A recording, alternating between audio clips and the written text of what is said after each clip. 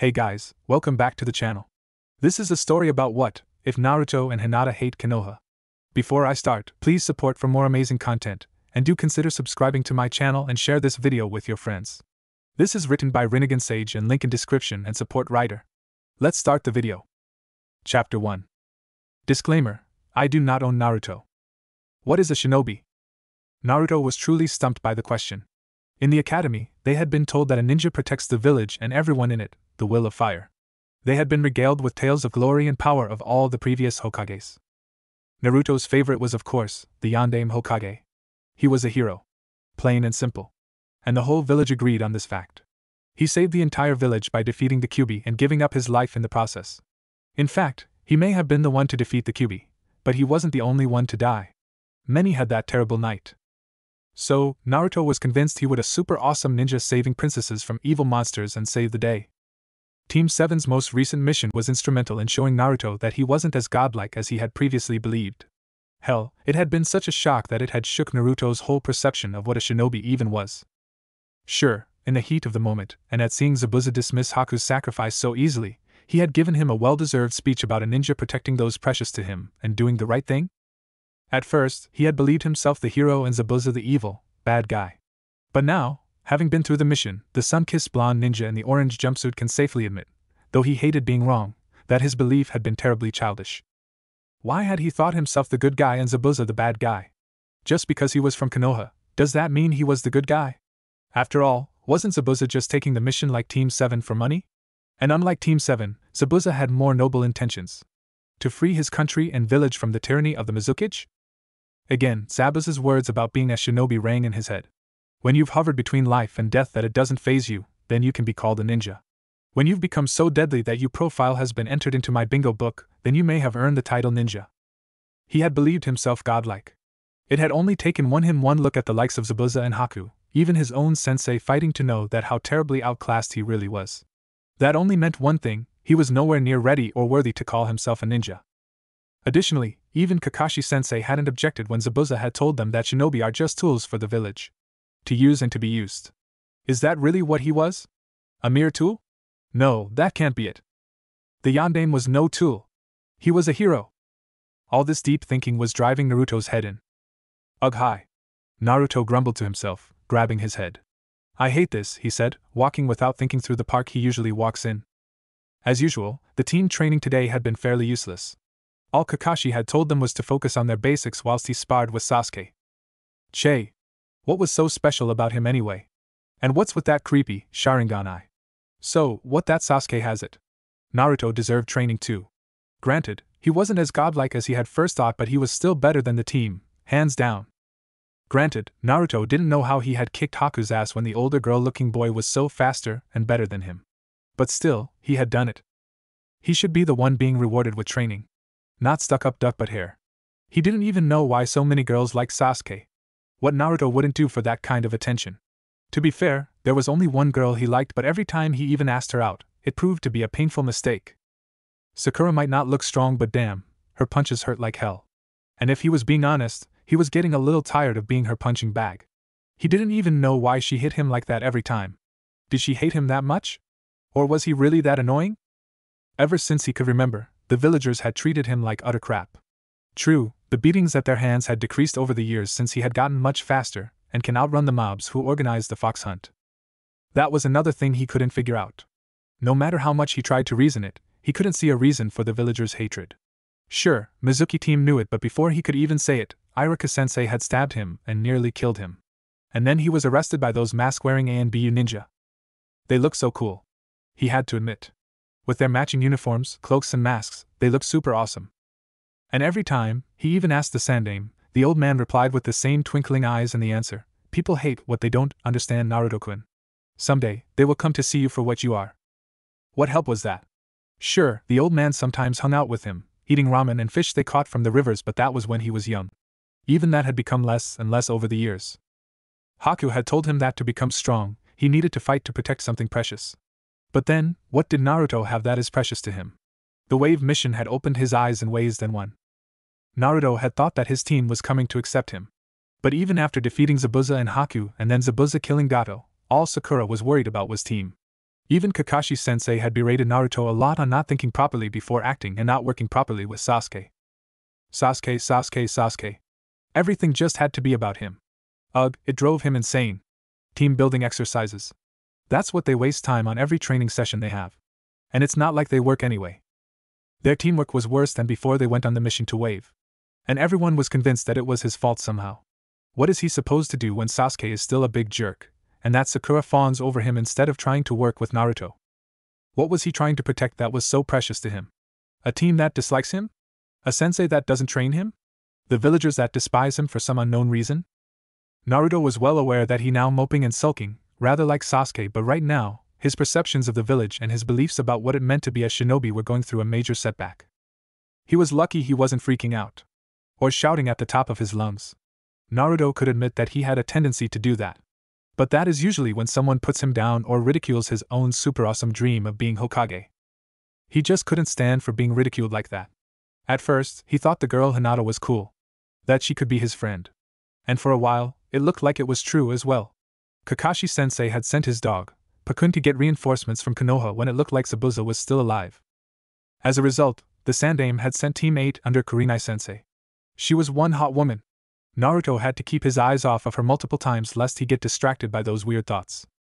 But he had been beaten up by Sakura too many times to know looking at an older woman, a jounin, no matter how beautiful, would end up with him in pain. Regardless, after the battle on the bridge, Hinata had even rubbed healing salve on his wounds. That was the first time Naruto had anyone worry about him. And it had warmed his heart.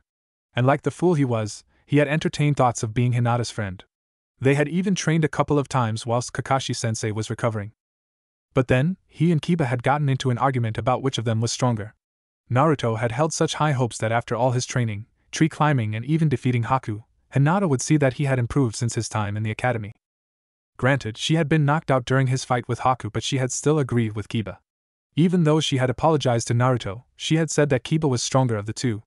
Maybe she was just being loyal to her teammate. Who knows? But in the end, she had turned out like the rest of them. Just like his own teammates. What a disappointment. So, who was precious to him? All of a sudden, Naruto was falling like something had tripped him, nose first into the ground. Ow, Naruto grumbled, holding his bruised face as he looked up, and there was nothing in front of him that could have tripped him. Are you a shinobi? Someone said, making Naruto turn around. Chapter 2. Are you a shinobi? Came the voice from behind him, making him turn around. Perhaps he should have kept his temper, but upon seeing the villager like the ones who usually ridicule him, all his anger and frustration that Naruto had been bottling up came to the surface. His normally smiling face adopted a look of rage, knowing that this old man was going to shout at him for being a demon brat. Who knows why? And he yelled, "Of course, I am.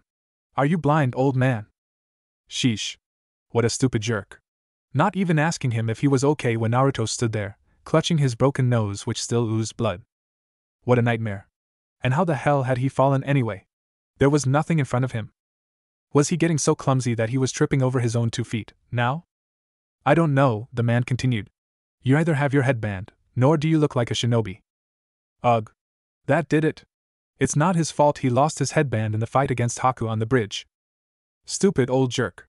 Naruto whipped his head around. What do you know about being a shinobi anyway? I am Naruto Uzumaki.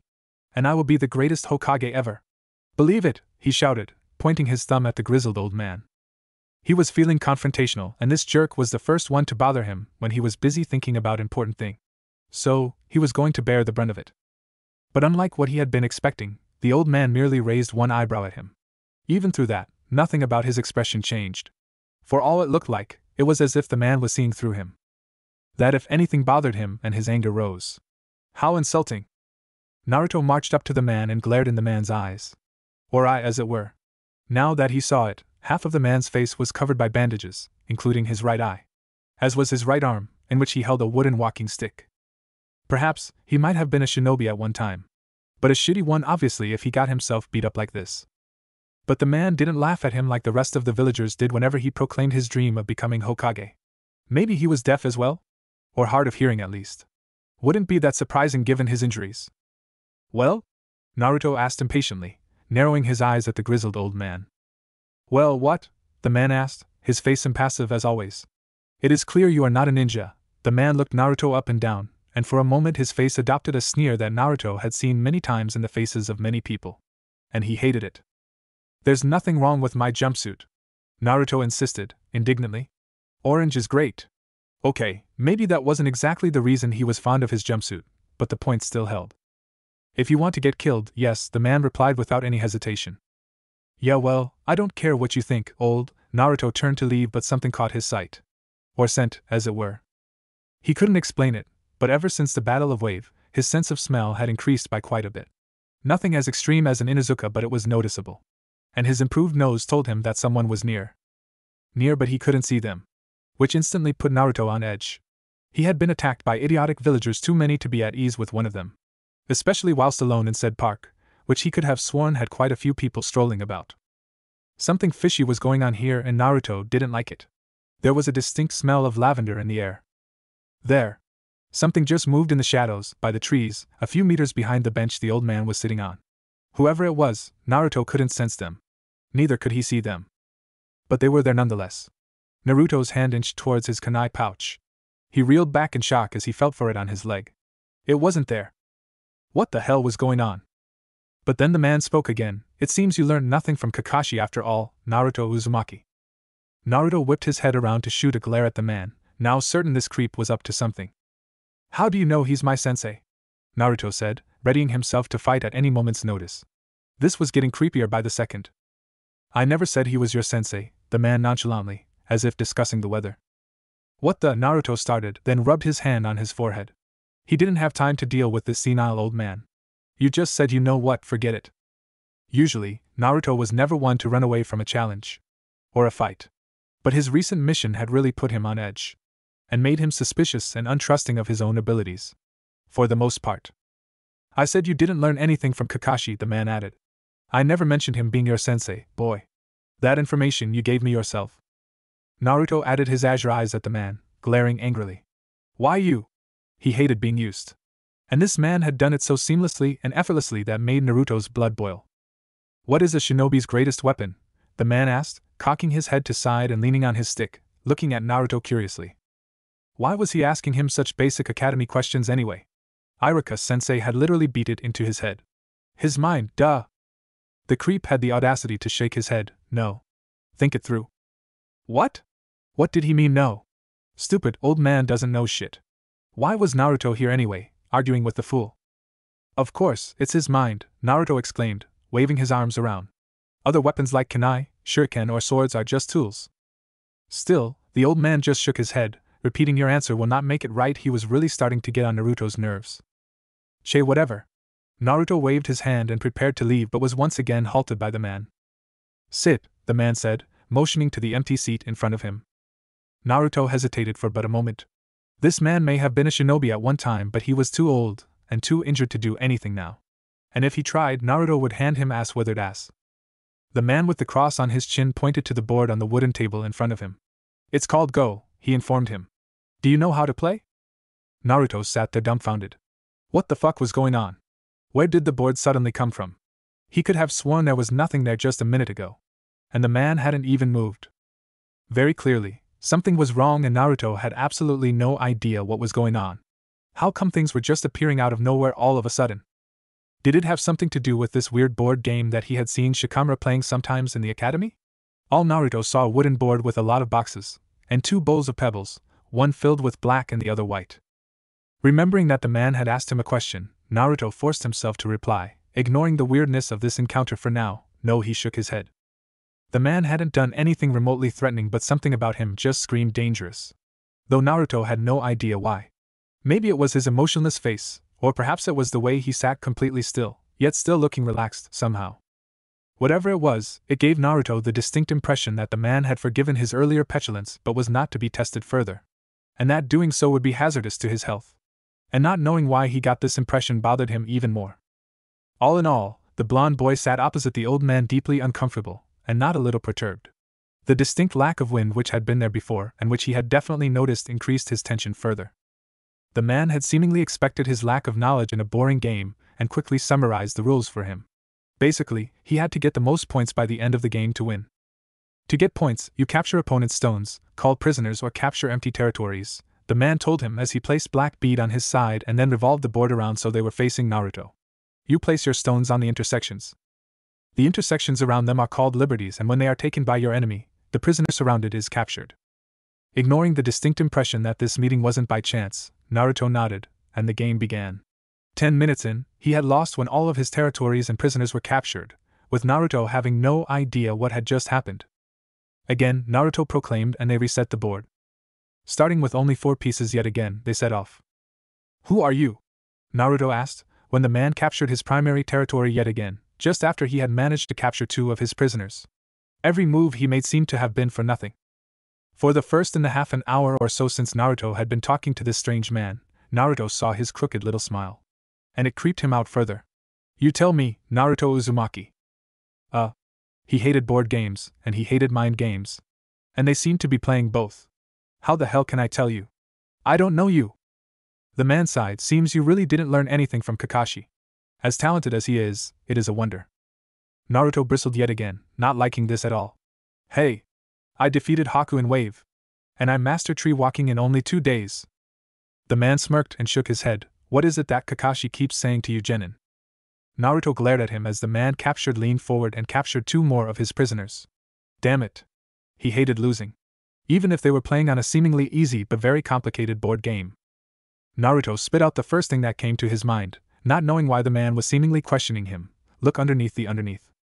Kakashi had said it so many times that Naruto could even hear it in his sleep nowadays. But he still didn't know what the hell it even meant. Trust his lazy-ass sensei to talk in cryptic language that he didn't get.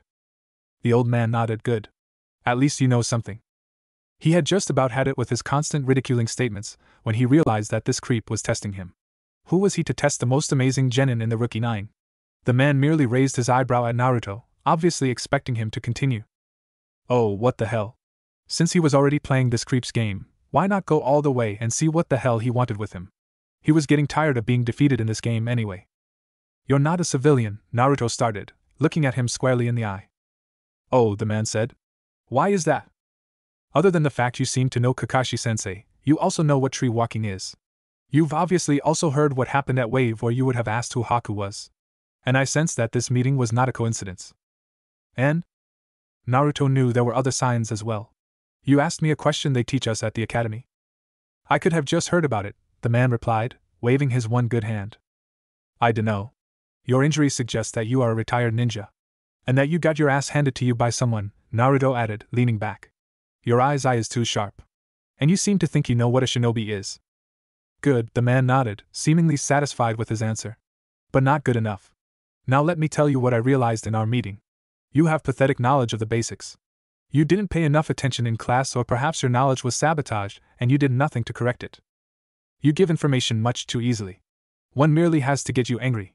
For example, all I said was you didn't learn anything from Kakashi.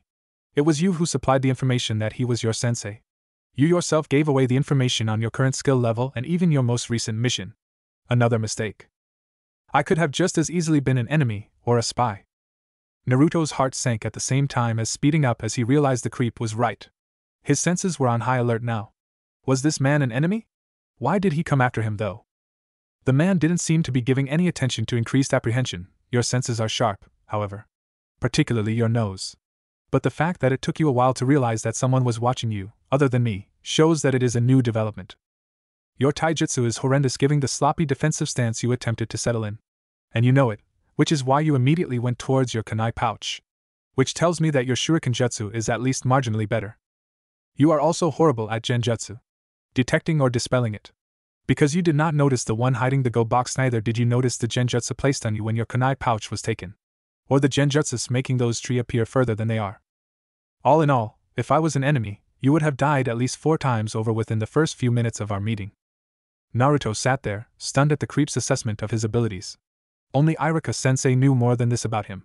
And this man had learned all of this within a few minutes of meeting him. Needless to say, Naruto was freaked out. But then, slowly a grin stretched over his lips. So, this is what a shinobi was. The old man was simply awesome. Before Naruto could beg him to train him, the man stood up, signaling the end of their meeting. No! No! It was too early. Naruto jumped up, intent on making him wait a few more minutes. Now then, tell me. What is a shinobi's greatest weapon? The man asked his question again, stepping out from behind the wooden table. Naruto now knew the answer, beyond a shadow of a doubt. It seems Iruka-sensei was wrong. Deception. The man smiled, and Naruto felt the very rare warmth blossoming inside him when he got a question right in class. Until next time, Naruto Uzumaki, the man started walking away. Wait, Naruto exclaimed, jogging the few steps the man had walked. I have a question. But before he could say what it was, the man seemed to know what it was. I will not train you, Uzumaki. Crestfallen, Naruto nodded. But he refused to let this genius old man go without at least learning something he needed to know. Okay, but tell me something else, please. A raised eyebrow was the only response he got. He got the impression that the man's patience was running out, and hurriedly asked him the question that had been bugging him ever since the fight on the bridge. What is a shinobi? Naruto could have sworn he saw something like approval on the man's face before vanished too quickly. Instead of answering, the man delved a hand deeper in his robe, and Naruto tensed for just a moment. But he needn't have, because the man drew from within his robes a book? What the hell? First a game, then a book. Why did he get the impression that this old man knew the sand aim? There are some things you have to figure out yourself, he said, tossing the book to him.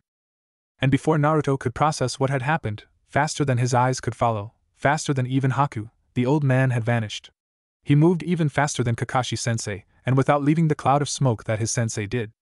Who was this man? Naruto looked down at the book in his hands. The Way a Shinobi Dies by Tobirama Senju. Chapter 3. Naruto! Sakura screamed, clenching her fist in front of her and bumping Naruto on the head as soon as he came within range. You're late, Baka. Naruto wondered for but a second whether to call her out on her behavior, but decided against it. As much as deception rubbed against his nerves, he had to admit, especially after reading Tobirama's notes on how a shinobi fights, he needed to preserve their impression of him for now. Aight.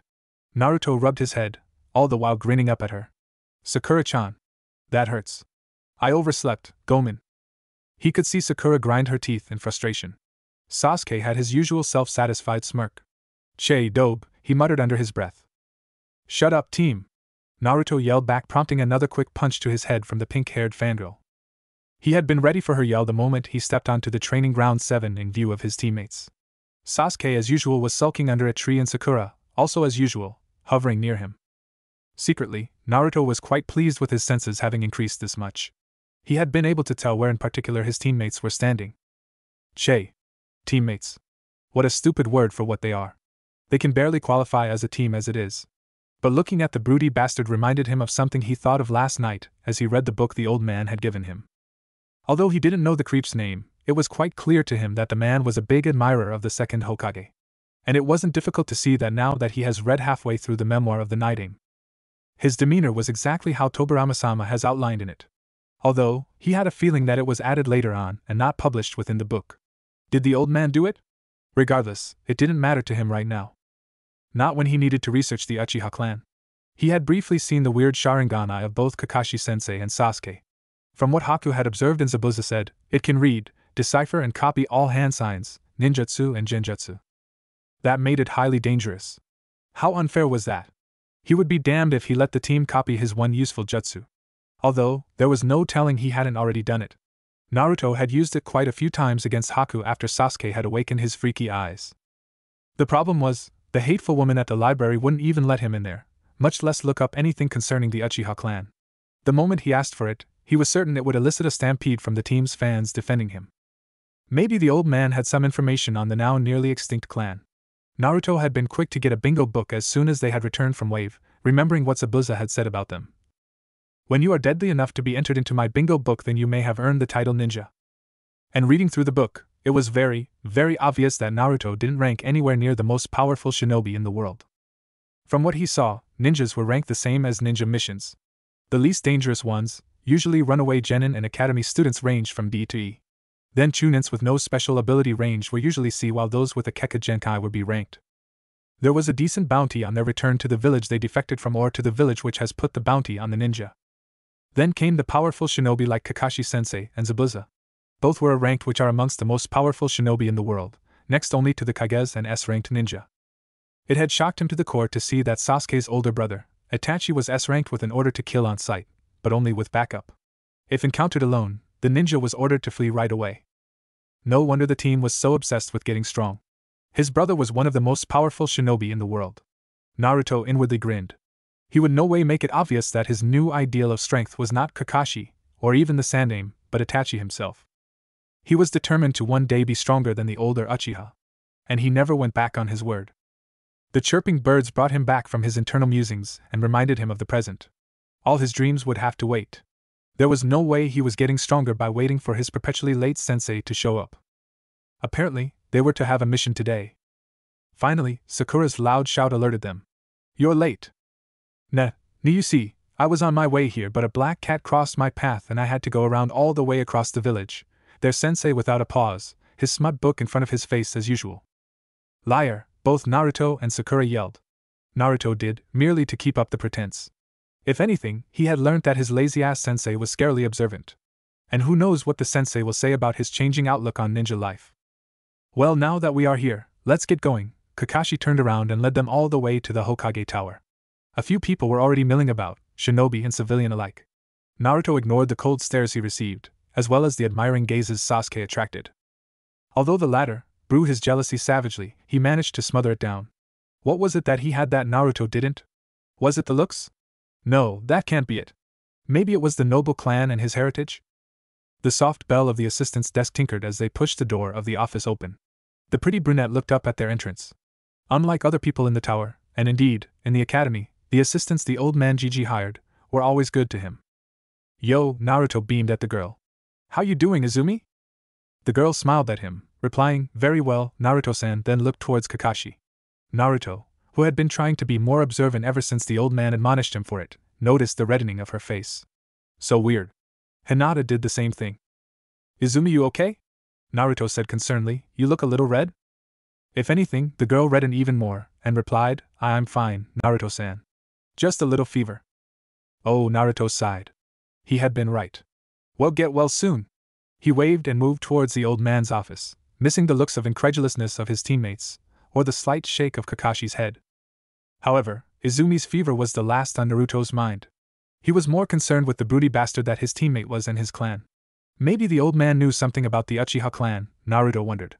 But he wasn't about to ask him in front of his paranoid teammate, an observant sensei.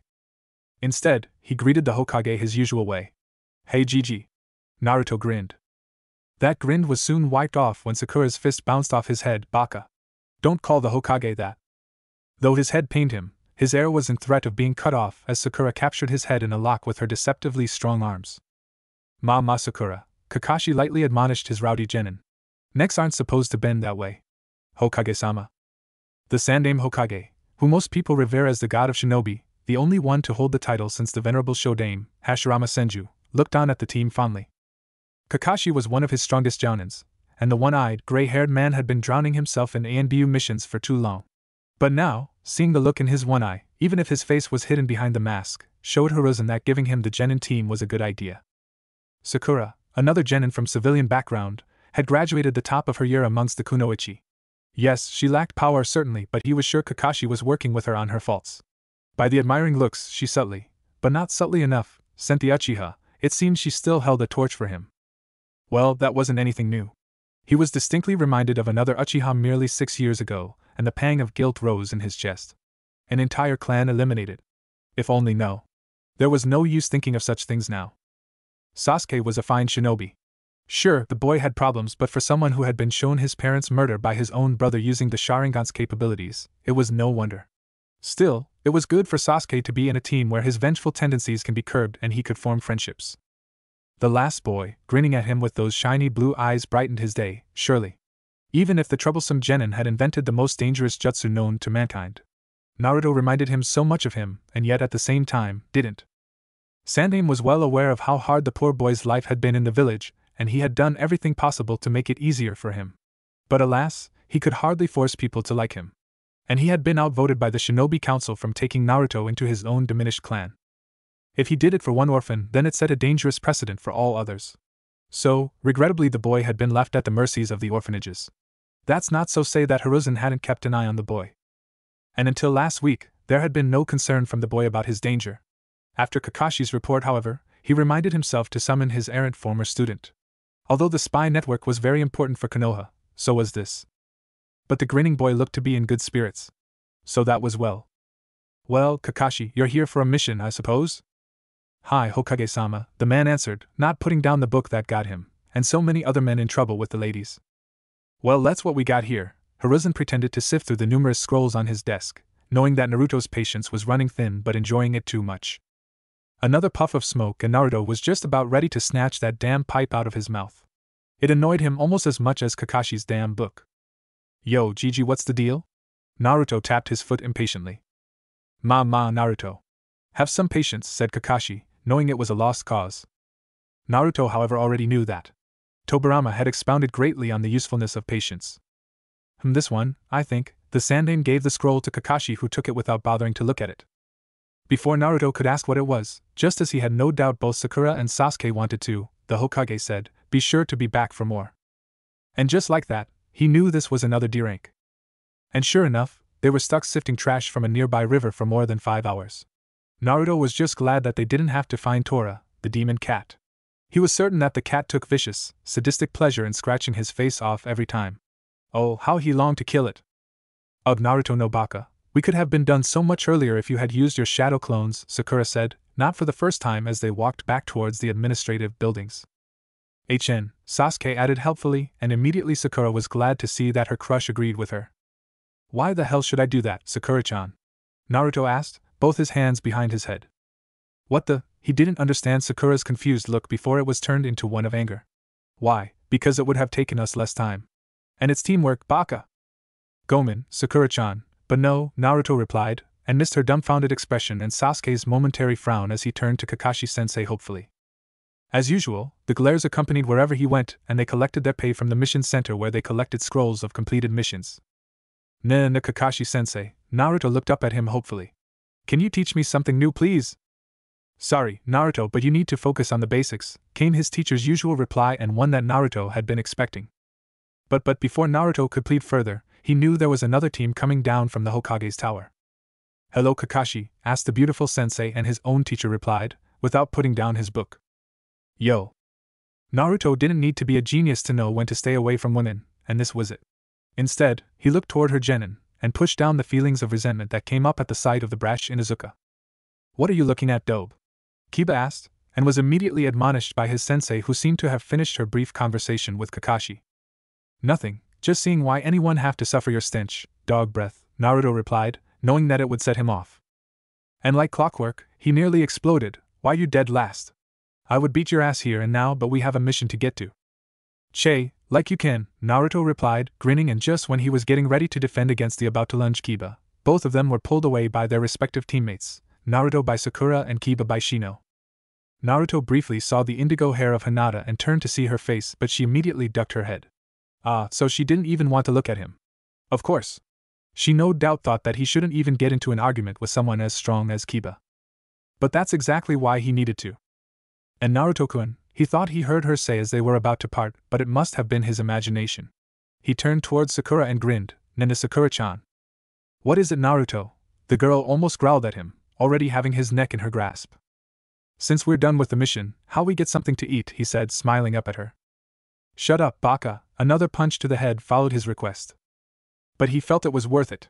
He didn't want to look into the pale, light lavender eyes of the girl who he thought was his friend. A shinobi knows when to unleash his fury, and when to hold back. Patience can be a weapon if you know how to use it, and anger can make you stronger if you know how to control it, Tobirama-sama had stated. And Naruto was angry. At his treatment by the villagers. By the people who were supposed to be his friends and his teammates. His sensei. And he was learning to be patient. He might not have learned a new jutsu in the 2 days since he had been given the book by the old man, but he had improved. And maybe he was one step closer to being called a ninja in Zabuza's book. Chapter 4. Something's wrong with Naruto-kun, was Hinata's first thought as she came face to face with Team 7. Her heart had started beating much faster when Kiba had excitedly informed them that Team 7 was in the building, just one floor down. His nose really was improving at an incredible rate. But that wasn't surprising for an Inuzuka. They might not be one of the noble clans of Konoha, but they were extremely loyal. That was no hidden secret. Neither was that, it is in the Inuzuka's blood the need to assert their dominance in a group, to establish themselves as the alpha. And that Kiba was the alpha of their team, of that there was no doubt. After Kurenai-sensei, of course. Shino, who rarely said anything from behind his hood and sunglasses, did not challenge Kiba's assumption of the team leader position. Only on occasions when Kiba was being especially silly, rather like one adorable, blonde-haired, blue-eyed, orange-wearing ninja they all knew, did Shino reprimand him. Kiba, much like the rest of his clan members, was very adept at nintaijutsu. She regretted to say that Kiba was better than her, who should have been the taijutsu specialist in their team, given the clan she belonged to. However, in contrast to Kiba's similarity to his powerful mother and sister, Hinata was nothing like the rest of her clan. The Hyuga were a clan of powerful shinobi who focused on their deadly taijutsu with the help of their revered dojutsu, the Byakugan. They boasted a large number of strong ninja and equally strong albeit obedient kunoichi. The only one she remembered being similar to was her mother. But she had passed away a few years ago, leaving both Hinata and Hanabi alone to face their father who grows colder each year. Personally, the indigo-haired kunoichi thought that Heishi Hyuga, the cold, emotionless head of the Hyuga clan, had loved her mother very much, and that it was her death that had made her father retreat into his own world. Each year, he became even more distant than the last. Ever since she could remember, she was fighting for her father's attention, which was easily bestowed when her mother was alive and when he had been training her. But after her mother's death, Hinata had stopped progressing, prompting her father to give on training her personally. He was the epitome of what her clan signifies, as a man, a leader, and as a shinobi. And she wanted more than anything to be able to make her father and clan proud of her. But no matter what she tried, it just wasn't good enough. She just wasn't as brutal as they wanted her to be. It was no secret to Hinata that her father hated her weakness, her gentle nature. But at least, he doesn't say it anymore as frequently. The elders, however, had no such considerations.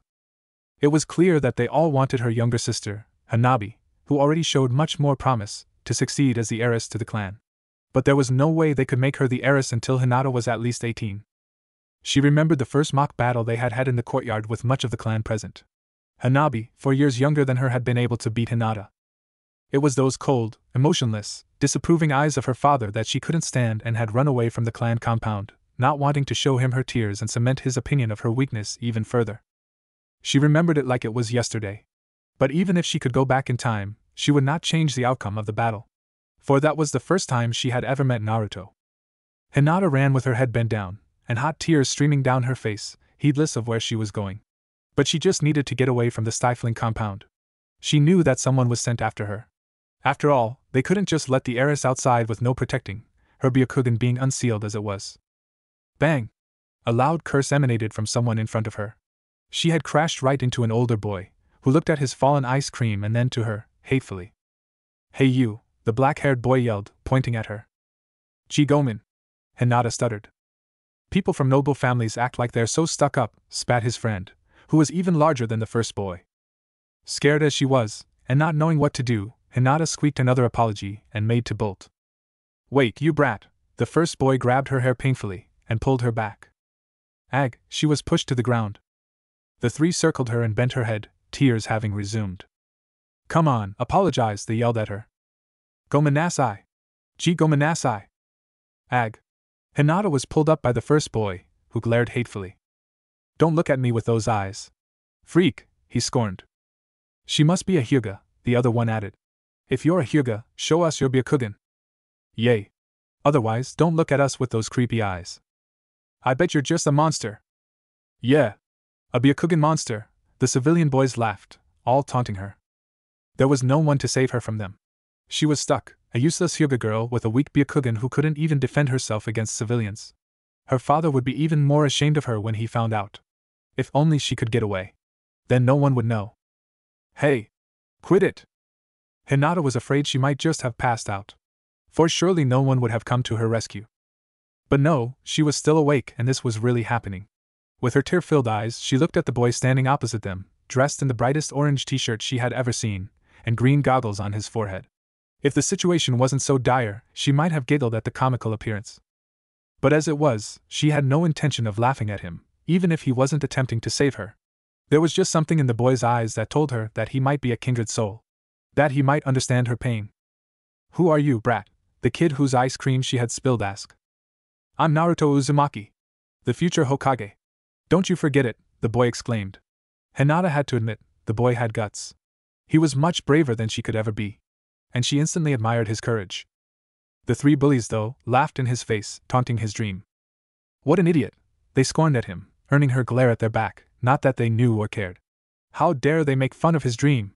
She, of all people, knew the pain of striving for something when everyone was against you. Oh yeah. I'll show you, the boy. Naruto brought his hands together in a seal and Hinata felt a build-up of chakra. Clone jutsu, he yelled. Momentarily, the civilian boys were taken aback, thinking they had confronted a genin perhaps. But what resulted from his jutsu were tiny clones glaring up the three bullies, squeaking challenges, and the three burst into laughter once more. Naruto stared hopelessly at the clones. But before she could warn him, one of the boys had surged forward and punched in the nose. What resulted was a beating, and even while squeaked for them to stop, they paid no mind. Stop, she yelled, as loud as she could get her voice, hoping that would attract some adult attention. She had to stop his beating. She was powerless to help him, feeling even more of a failure. Finally, after having ruined his red scarf, the three took off as they heard her bodyguard's approaching voice, calling for her. Hinata went forward where Naruto crouched. Hey, are you okay? She asked, and he looked up, with the most striking, startling blue eyes she had ever seen. It was like he held an ocean of emotion in them. Yeah, I'm used to it, he murmured depressingly, waving it off as if it was a common occurrence. And that made her feel even worse. She had been the source of this latest addition to her beating. It was bad enough that she was getting beat up at home in spars with her cousin and younger sister, but now her weakness was causing others to get hurt too. That was the day she swore she would get stronger. For the boy who had tried to help her, for the one child who had shown her kindness when no one else would. I'm sore, Hinata attempted to say before she was pulled back. Hinata-sama. I've been looking for you, Ko said, pulling her with him, and throwing a glare at Naruto, who didn't look at all surprised. You shouldn't associate with him, Hinata-sama. The demon brat. But Ko-san, she attempted to pull out of his grip but yet again, failed. Hinata was shocked that Ko, who was normally so kind, would say something like that. Was the boy dangerous? He didn't look like he was. But before she could say something else to him, Ko had increased his pulling efforts. The last thing she saw were the blue eyes, swimming with tears before a grin erupted on his cute whiskered face and the boy took off running. Her heart beat even faster as they neared Team 7. Hinata didn't know what to feel. A part of her wanted to talk to him, another screamed for Kurenai-sensei to not to talk to her friend here so they could leave. As usual, Kiba and Naruto got into an argument, even though she thought it a bit silly that they were trying to one-up the other. Naruto did look cute getting all riled up like that. But they shouldn't be so antagonistic towards each other. They were comrades after all. Hinata could feel her face reddening at how close Naruto-kun was standing. That was she afraid Kiba would hear her thumping heart. If she didn't pass out before that. It was Naruto who kept her going even against the sometimes overwhelming negative pressure from her family. Naruto, who got beaten down so many times in the academy for his poor shinobi skills but never failed to get back up. Naruto, who she had followed many times, at a distance of course, so as to not get caught, and watched him beat himself bloody and collapse by training until his body could take it no more. It was he who had been kind to her before she had even met her team. He who had tried to save her from those bullies all those years ago, and had gotten beat up himself. Nobody had stood up for her when the villagers and other children made fun of her white eyes. It was only him who had tried to help a helpless, foolish young girl he didn't even know. It was him who didn't care that the bullies had torn up his scarf that was obviously very important to him, and instead was concerned about her. After her mother's death, he had been the first kindness she had experienced. And with expecting no reward. He hadn't even known who she was. Even to this day, she felt guilty for leaving when her bodyguard pulled her away from Naruto and listening to him when the poor boy was still clutching his bleeding nose. But the kind boy had never brought it up. And there had been so many times Hinata had wanted to thank him for it, but never found the courage to do so in the academy. She was always watching from afar. Too scared to know what he would say. Too scared for him to think of her just as everybody else did. But then that had all changed when she and Naruto had trained together in wave. Tree climbing was easier for her after all.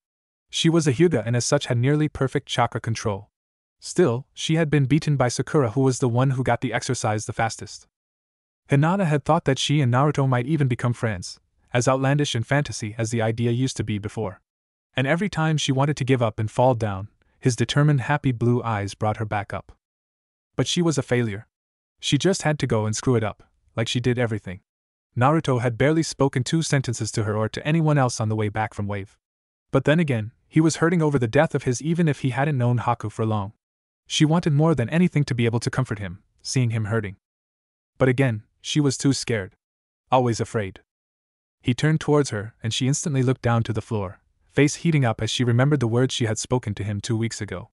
She had foolishly compared his strength against Kiba's skill, who also eclipsed herself. But that wasn't a surprise. She doubted there was anyone who couldn't beat her. Hinata reached within her jacket, her hand clutching something shiny and metal. She tried to summon up the courage to get his attention, stuttering and cursing herself for it, and Naruto-kun. But he had already turned his head and those striking blue orbs to the girl holding his neck in a death grip and asked her out on a date, yet again. Hinata felt her heart sink. Of course, he would never look at her like the way he does at Sakura. Look at her, Sakura was beautiful. She had lovely pink hair, matching outfit, had excellent chakra control from what Kurenai-sensei had remarked on their tree climbing training.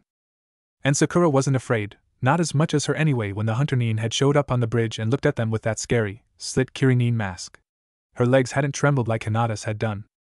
It was no wonder Naruto-kun was attracted to Sakura. Who wouldn't be?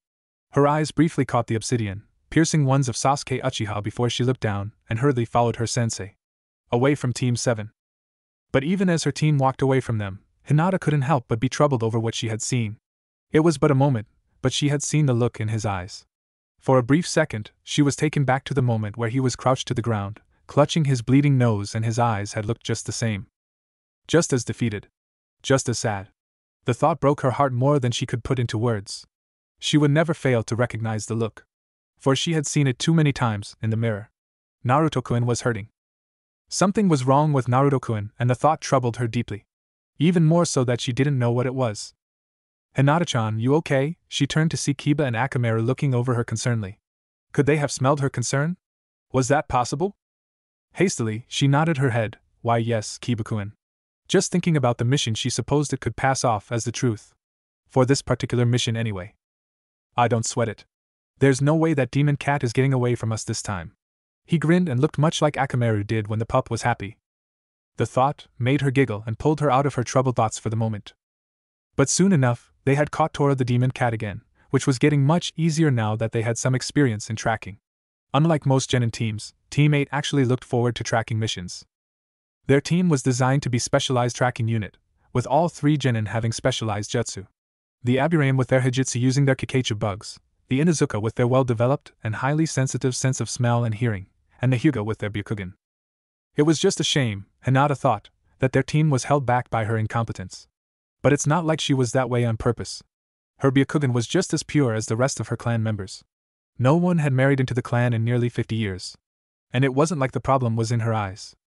It was in her mastery of Juken, also called Gentle Fist, which was the Hyuga's secret taijutsu style. Unlike other styles, the Hyuga didn't rely on brute force to inflict damage.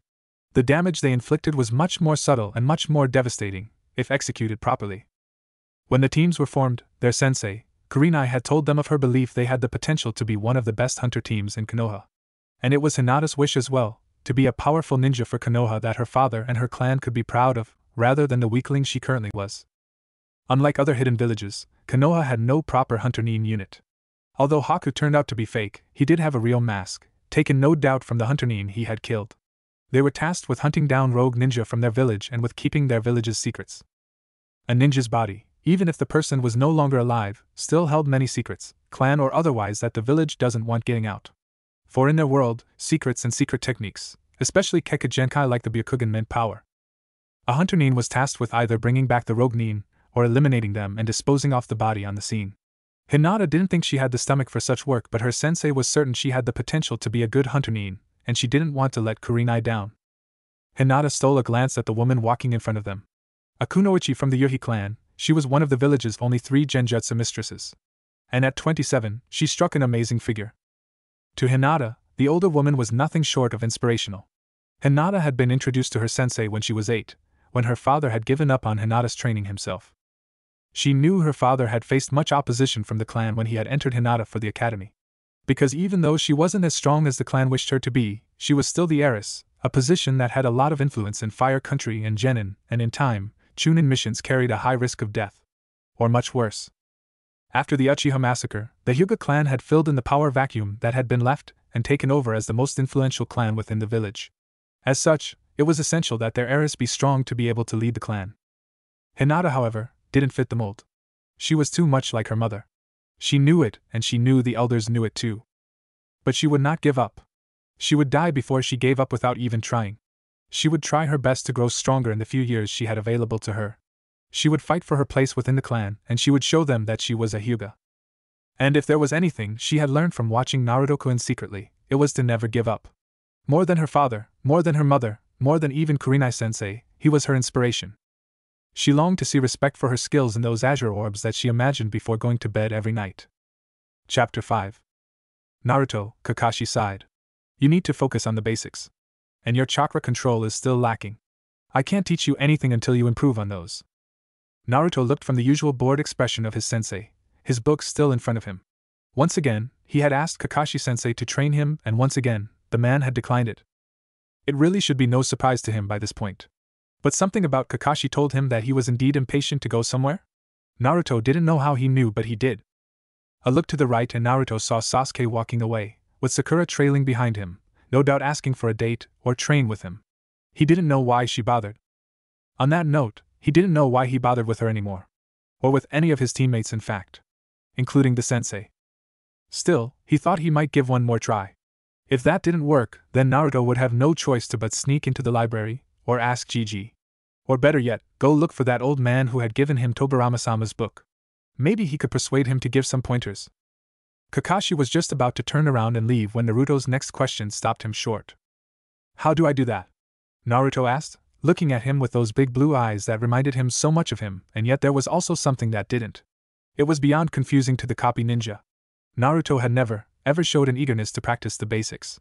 Something was going on here. Shocked, he looked back, but of course it didn't show on his face other than the raising of his eyebrow. Truthfully, Naruto wasn't that bad a student. Yes, he got on Kakashi's nerves sometimes. Okay, almost all the time.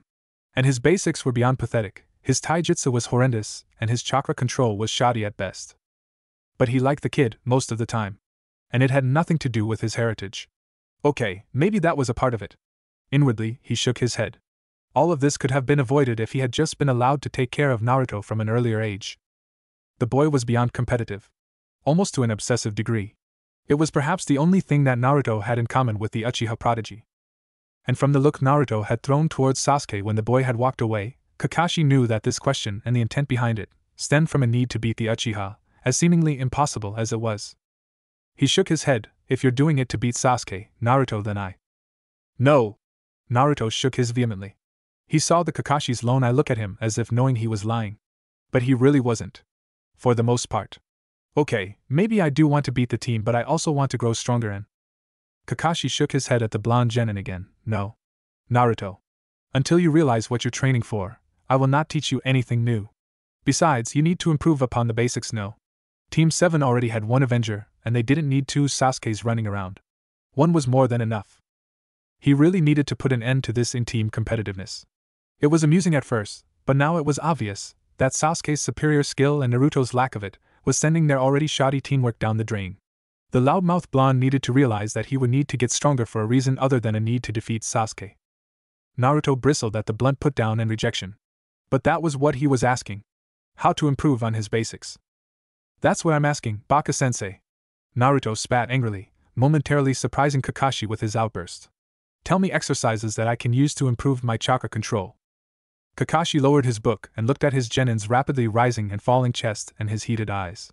Perhaps he could just tell him something. After all, it would take a long time to even catch up to Sasuke and he would need to start soon. But he couldn't fight the feeling that this might set the team back even further, rather than improve their teamwork, which is what Kakashi wanted. He could hardly refuse to teach his own student, even the basics. Kakashi sighed. You can climb trees now, but honestly, I wouldn't have had you do the exercise.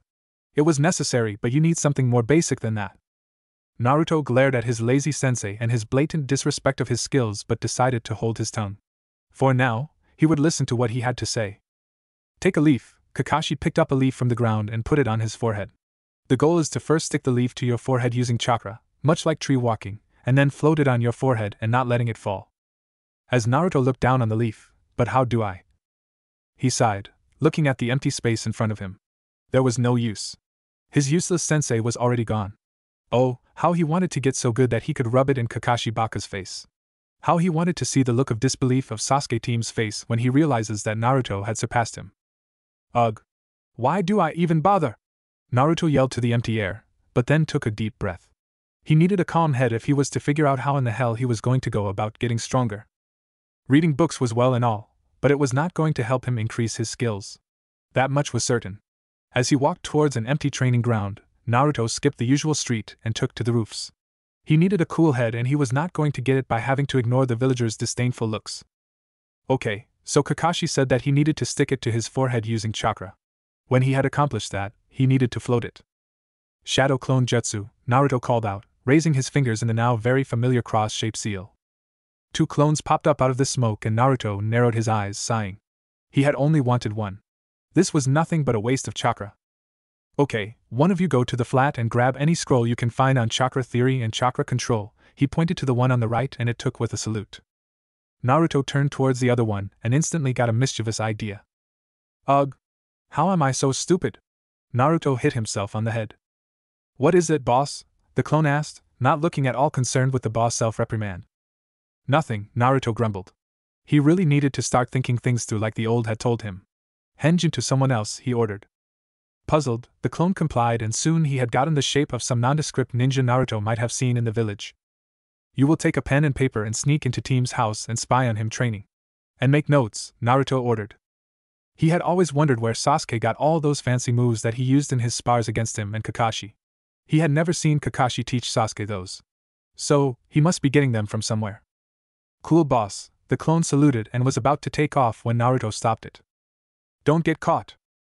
Fortunately, the clone had more than enough experience sneaking and hiding that this mission would be a piece of cake. Little did Naruto know, this action of his was observed by someone who had less than stellar intentions. Although, at this moment, the move had been enough to impress him. With that done, Naruto made his way towards his training ground and proceeded with the exercise that Kakashi had told him about. As soon as he supplied his chakra, the leaf went shooting up towards the sky in an instant. Sighing, he picked it up again, and lessened the amount of chakra he was feeding it.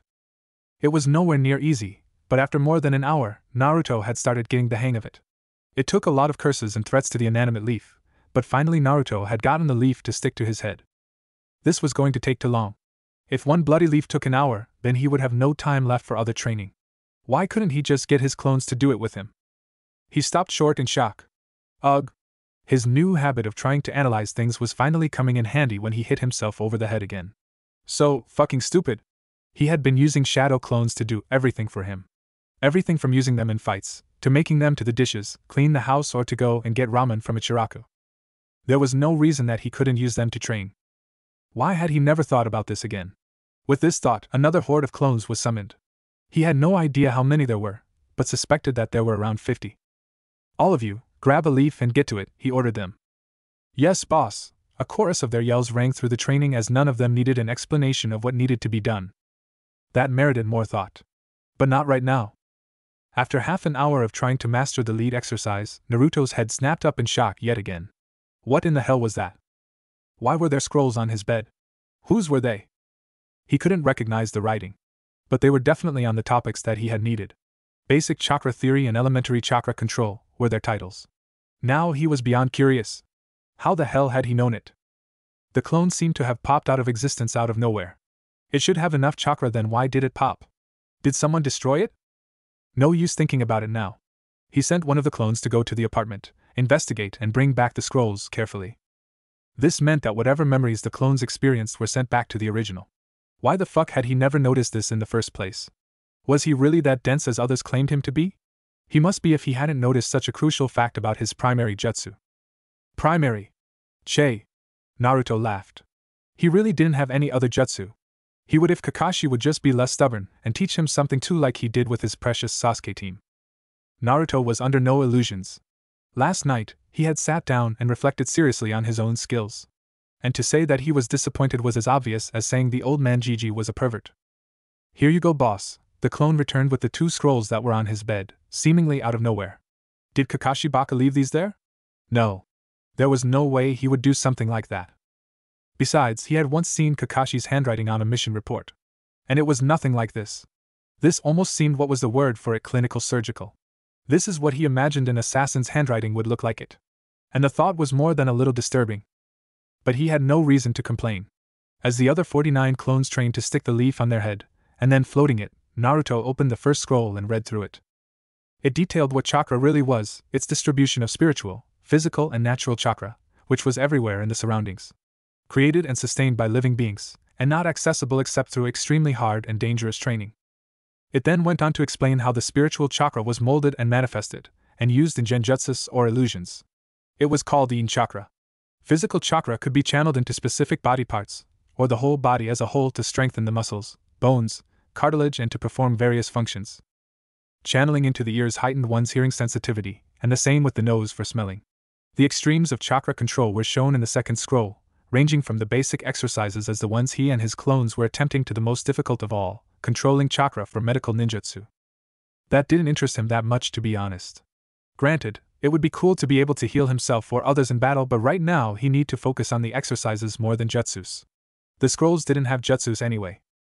All in all, he learned more about chakra theory and controlling chakra from the two admittedly quite lengthy scrolls than he had in 4 years in the academy.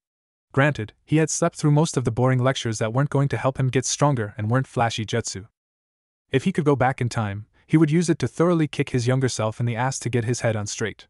How could he have been this stupid? But at least, he was on the right track now. Done with the scrolls for now, Naruto carefully put them away under a tree's root and got up to do the training along with his clones. He had heard them grumbling about the unfairness of it all, and he agreed. He couldn't just sit and do nothing. Meanwhile, Naruto relegated one of his clones who had brought a pencil and some empty scrolls to jot down a draft of his possible training routines and what he needed to work on, starting from the very basics.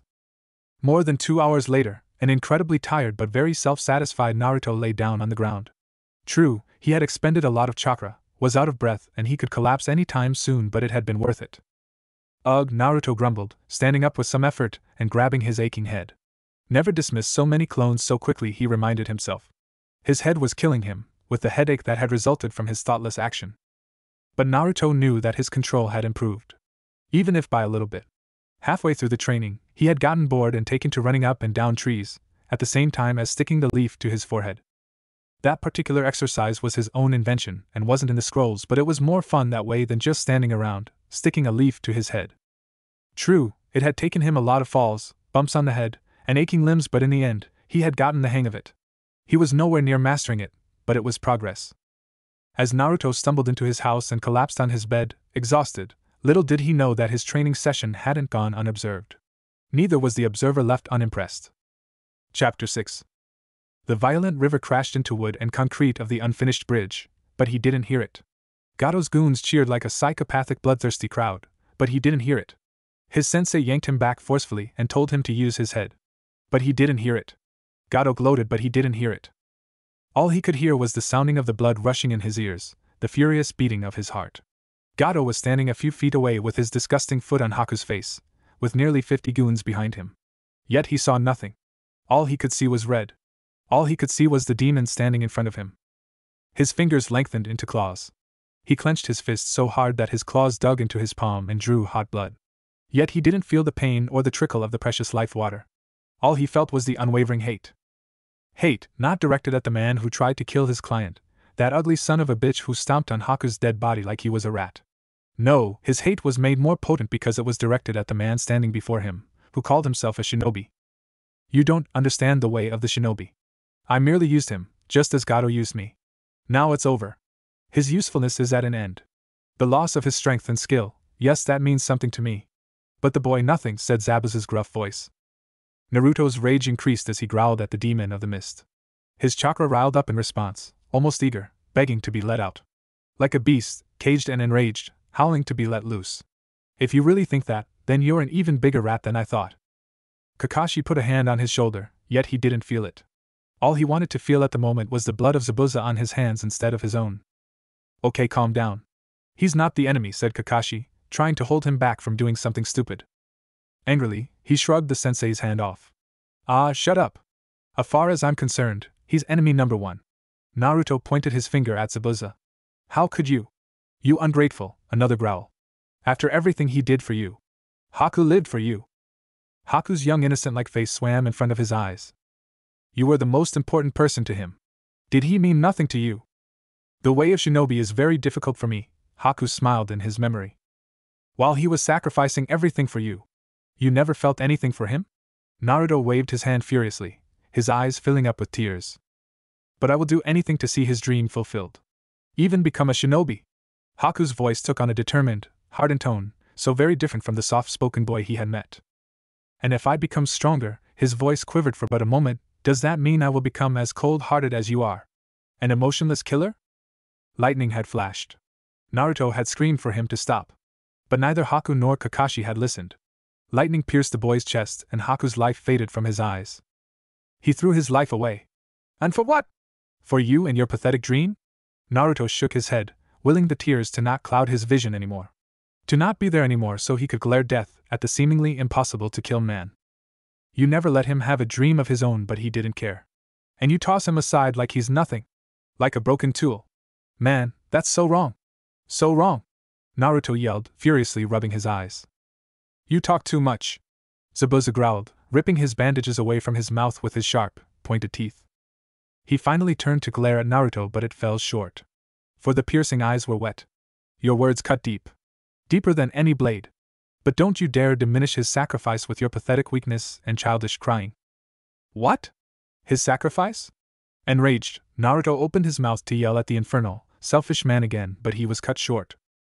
Haku was a shinobi of Kirigakure. He deserves respect, not tears of a naive child. He died a shinobi's death, the demon of the hidden mist yelled, and he suddenly somehow had a kunai in his mouth. Don't avert your eyes, kid. Or you will never be a shinobi. Zabuza growled through the kunai in his mouth and charged headfirst into battle, facing a horde of 50 mercenaries. Hands and arms useless, Zabuza swung and dodged, and he slashed and got slashed. He stabbed and he got stabbed.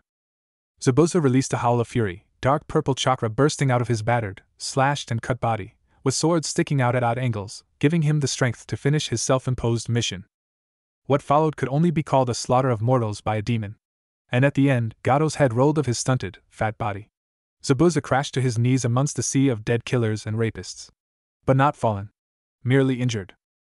Uzumaki, the demon wheezed. Come here. Kakashi tried to hold him back, but Naruto obliged the injured man, looking down at the bloodied face, his watery blue eyes staring into the black beady ones of his one-time enemy. Closer. Naruto obeyed. Promise me Haku's sacrifice will not be in vain. The Mizukage will die. The demon coughed up blood, hanging on to unconsciousness, or maybe his life, through sheer will. Shocked at what he had just seen, stunned at the truth that Haku was a ninja of Kiri and awed by Zabuza's skill, Naruto could only nod his acquiescence. The last thing Naruto saw were the black, peaceful eyes as he buried the kunai to the hilt in the injured demon's chest. Hug! Naruto awoke with a start, hyperventilating and unable to breathe, heart racing like a racehorse, his t-shirt slick with sweat and sticking to his chest, his bedsheet soaked. He lay there for a few minutes, trying desperately to calm his furiously beating heart. That nightmare again. It has haunted him every day since that day on the bridge. It never went away, no matter how much Naruto tried to chase away his demons. It seems that Zabuza's eyes were always there, watching him, judging him and finding him unworthy. Strangely at peace with death when they should be panicked, glad when they should be morose. Naruto turned his head to the side to look at his alarm clock. It was just past 5 and faint traces of dawn's early light could be seen in the sky, coming through his cracked glass window. He knew, just like every other night, trying to sleep some more now would be useless. Now that he had calmed somewhat, Naruto with some monumental effort, scrambled out of bed to do his morning rituals and leave for training. After, of course, eating a large helping of eggs and grilled sausages for breakfast. While the villagers actively shunned and avoided him, the civilian merchants take it one step further by always giving him rotten or out-of-date produce, and often at 3 times the price. But again, evidence of his earlier stupidity. It had taken him all these years to figure out that he could fool those shopkeepers by simply henjing into a civilian. But better late than never. As such, he was still the shortest in their group due to his consistent malnutrition. But now he was making an effort to eat a healthy diet, high in proteins, moderate carbs and low fat. Yes, he knew what those were now. It hadn't taken much effort to get Ayamichan to explain it to him. She always liked to mother him. Haku's face swam in his mind. Do you have someone precious you want to protect? His seemingly innocent question had driven more sleep away from Naruto than Zabuza. Even before the battle of the bridge. Precious people? What a ridiculous question. He had no precious people. This damn, hateful village wouldn't let him. At first, he thought it was his teammates. But they had proven themselves to not be. Sakura had even said that she hated Naruto in their introduction to Kakashi. And then he had thought maybe Hinata could be it. But she hadn't supported him. No, she had supported that ass Kiba. Didn't she see how hard he was trying to better himself?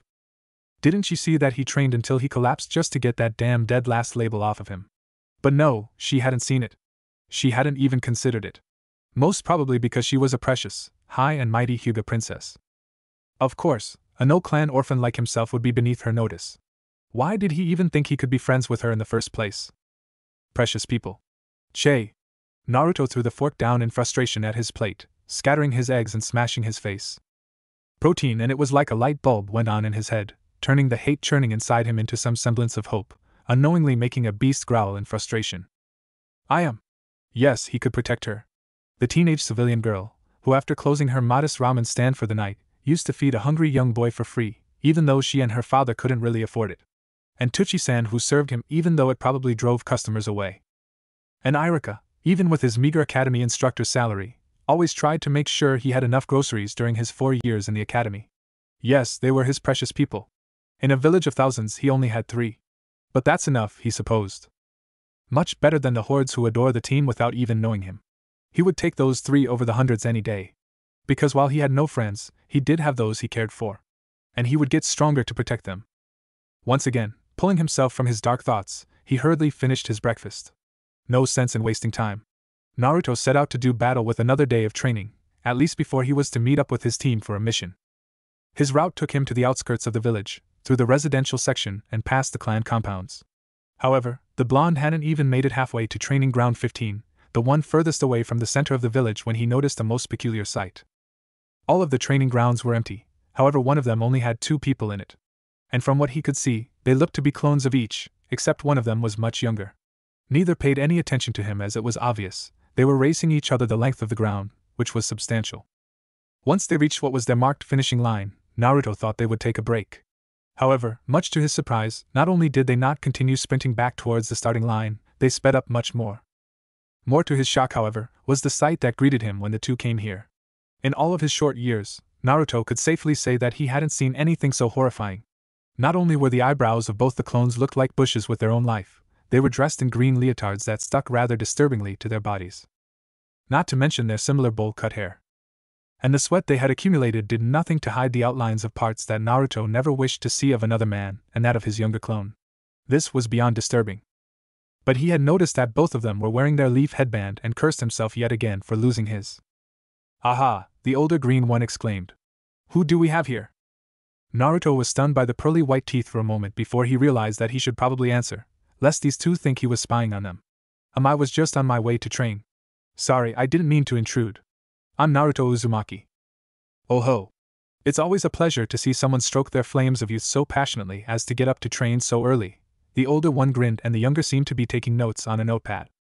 Weirded out enough by the duo, Naruto did not even want to think about where he could have hidden it, since the suit didn't seem to have any pockets. Just when Naruto thought he was done with this, the man struck up a pose, pointing at himself, with a wink, and said, I'm my guy, Konoha's sublime green beast of prey. He then motioned to who could easily be his son, and Naruto instantly felt sorry for the boy. And this is my student, the very handsome Rock Lee. Naruto nodded, now understanding the matching outfits, the haircuts, and the eyebrow. They were insane. Both of them. But he wasn't blind to a part of him that felt jealous of this boy. Pleased to meet you, the younger one. Rock Lee surged forward and grabbed Naruto's hand that he hadn't offered and shook it vigorously. It is great to see someone get up to train so early. The boy was so excited that Naruto didn't want to ruin it by telling him that it wasn't by choice. He just couldn't sleep. But then a thought occurred to him. Kakashi didn't seem like he wanted to train Naruto anytime soon. Yes, he could do the basics, but given his sabotaged education, there was no point in practicing something that was already flawed. And he knew he could hardly get better by training himself.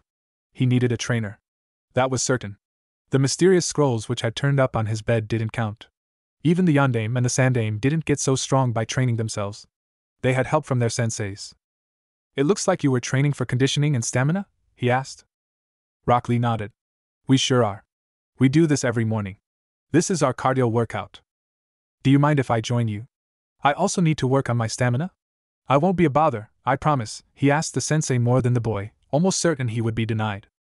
The boy turned to watch his sensei's serious face, who stared at Naruto as if deciphering a puzzle, making him increasingly nervous.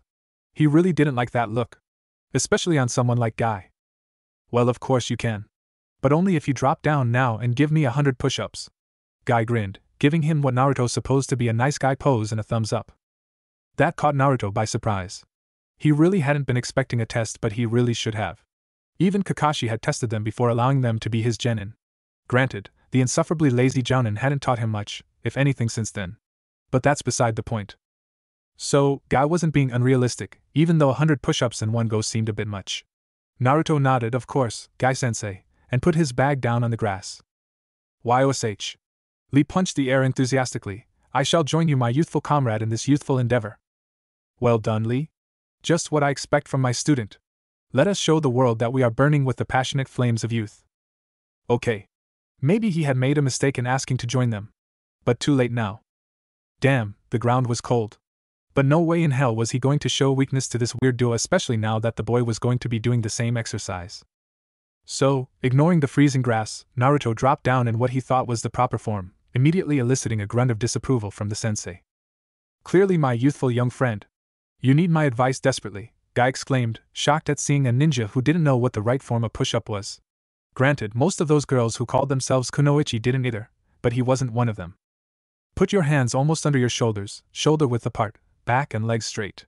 When you go down, go all the way until your chest hits the floor, stay for a second, contract your chest muscles, and then push back up until your arms are straight. And then continue pushing until you are almost on your fingers. And then repeat. Guy quickly summarized the instructions, as Naruto watched Lee do the demonstration, slowly as if Naruto was mentally challenged. Which, the blonde genin was actually glad for this time. As soon as he had done one, using the proper method, not the bullshit that his academy instructors had taught him, he realized it was actually quite hard. And to do 100 would be a challenge. Grinning, Naruto got to work, aching already when he got to 20. Come on! Don't stop! Guy cheered, and no cheating with chakra like my eternal rival. Naruto wasn't really paying attention to what the sensei meant by cheating with chakra or who this eternal rival was. He was more concerned with his straining muscles, begging to be let down at 30. I can't too hard, Naruto growled, but the image of Zabuza calling him weak screamed into his mind. No, he would not back down. Don't let yourself fall to the ground. When you want to rest, go in the plank position and continue when ready, Guy instructed, looking at the blonde genin really struggled to not crash, at 50. But he could do it, Guy could tell. He could see that this boy wasn't unfamiliar with effort. More so, he knew the fire in those eyes. He had seen it in his own, his students', and his father's. And in that moment, Guy knew that this Naruto Uzumaki would rather die than give up. And he was right. About 20 minutes later, with several short breaks, Naruto had crashed into the grass, his arms, core, and his legs all screaming in protest. But his mind was racing. His face, though slick with sweat and almost heaving due to lack of breath, was alight with the glow of triumph. Yes, he would get better. Not today, not tomorrow, and maybe not even in the next year. But he would surpass the Uchiha even if his sensei didn't train him. Chapter 7. No. That can't be true. No. It was lie. It had to be. Hinata felt like her legs were made of lead. She couldn't walk. Nor could she think. Her young, naive mind couldn't comprehend the idea that she might not have her mother in the morning. Mothers were always supposed to be there. Protecting and nurturing their young, teaching them and loving them, sometimes scolding them and watching them grow up. Why then, did Auto-sama inform her of this horrendous betrayal? She was only 8. The little girl with the confidence problems couldn't bear the thought of being left alone in this world. Her mother couldn't betray her like that. She couldn't. She had promised. Hinata trudged, not paying attention to the tears streaming down her face, her pale, lavender eyes like wells of water, so unlike the rest of the unemotional orbs of the Hyuga. But then, she had always been different. The only one she was similar to lay in the bed in her parents' room. As young as she was, even she could understand the somber mood that had struck the entire compound as she dragged her feet. She should have been hurrying, she knew, but she couldn't get herself to face her. Chalking back on a hiccup, Hinata knocked on the sliding door lightly. Her mother was injured, but still a weak voice answered, "Come in, darling." She opened the door, and almost fell to the ground in utter shock and dismay. Her beautiful mother lay on the bed, covered by a blanket, but even Hinata's premature eyes could see the blood splotches. "Come here, my love," her mother stretched out of her hand from within the blanket to her daughter. The girl nodded, but knowing that her mother couldn't see, for her eyes were covered by a cloth. Hinata took her mother's hand and sat by her side. "Mama, what has happened?" she sobbed. "Shh," Hitomi consoled her young daughter. "Don't cry, my love." Otosama said. Hinata couldn't bring herself to say the words. The tears dropped on their joined hands. "I know," Hitomi gave a sad smile, bringing Hinata's hands and kissed it. "It's time, Hinata." "No! No!" Hinata yelled. "You can't die! I won't let you!" "No one can stop death," darling Hitomi was quick to get that notion out of her daughter's head. They didn't have much time and she knew Hinata would need all the guidance she could get. The elders would be unforgiving towards any perceived weakness. Hinata was going to argue, but her mother cut her off. Always remember Oto-san loves, Oka-chan loves you. Be brave, Hinata. Be strong, but most of all, be kind. Even on the edge of death's door, Hitomi couldn't bear the thought of her lively and always smiling daughter becoming the emotionless masked females that the Hyuga insisted on. There are too many cruel people in this world anyway. Promise me. Yes, I promise, Hinata cried, throwing herself forward and hugging her mother's injured body. Hitomi, as she hugged her back fiercely, wished more than anything to be able to see her daughters just one more time. She had already said her goodbye to 3 old Hanabi. But her youngest was too young to know what was going on. Goodbye, my love. But as fate would have it, she was spared the image of her daughter in agony. For Hitomi had already passed away. Mama! Mama! Hinata shook her mother. No, please. You can't leave. Wake up. Wake up. Mama, I need you. Her yells and cries had attracted the attention of the other maids nearby who rushed into the room. Hinata's jostling had taken the cloth off her mother's eyes, making the maids wince as one of them hurried to replace the cloth. The sight that greeted her was one she would never forget. No! Hinata screamed, dread washing over her, turning to rage unlike anything the little girl had ever felt, which in turn turned to hate. Hate for those who had committed this heinous crime against an angel like her mother.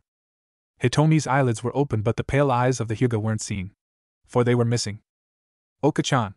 Hinata woke, looking towards the door leading to her parents' chambers, wishing for her mother to come and soothe her back to sleep from the nightmare. But then the 13-year-old realized, it was not a nightmare. It was her memory. Her mother was not going to come for her. Let it end, just let it end. Hinata took a deep, hitching breath and fell back onto the bed, sobbing into her pillow for a good long while. Ever since her mother had died from the injuries she had suffered on a mission gone wrong, and came back with her eyes missing, Hinata couldn't get the image out of her head. And although the memory didn't arise that often anymore, it still came to her when she was particularly stressed, plaguing her thoughts and sleep. I miss you, Hinata cried, paying no attention to the tears staining her pillowcase. The maids were all used to it at this point. Even though they used to ask of her before, they had ceased some years ago. I miss you so much, Oka-chan. As her body was still racked with sobs, like it usually was when she had that dream, Hinata lay in bed until she had calmed down sufficiently. Looking at the fancy alarm clock on her side table, it was just past 8. Oh my, Hinata almost jumped out of bed, in her hurry to get to the washroom. If she didn't hurry, she would end up being late for training with her team. She didn't usually oversleep her alarm, but this time, she had ignored it, trying to calm down. The maids had washed her clothes and they had laid her ninja gear on the dresser, and her jacket. She was a Hyuga, even if she was the worst one, and thus was aware of what people thought of her dressing in her bulky jacket. It had become obvious in the academy, but no one ever said it, of course. Even they knew that insulting the heiress to the Hyuga clan, albeit a weak one, was a one-way ticket to incite trouble and invite Haishi's wrath on them. But she was much too shy to dress in form-fitting clothes. She desperately hoped to overcome it one day and be as confident as kunoichis like Sakura-san and Ino-san, who were very comfortable in their bodies, or Kurenai-sensei.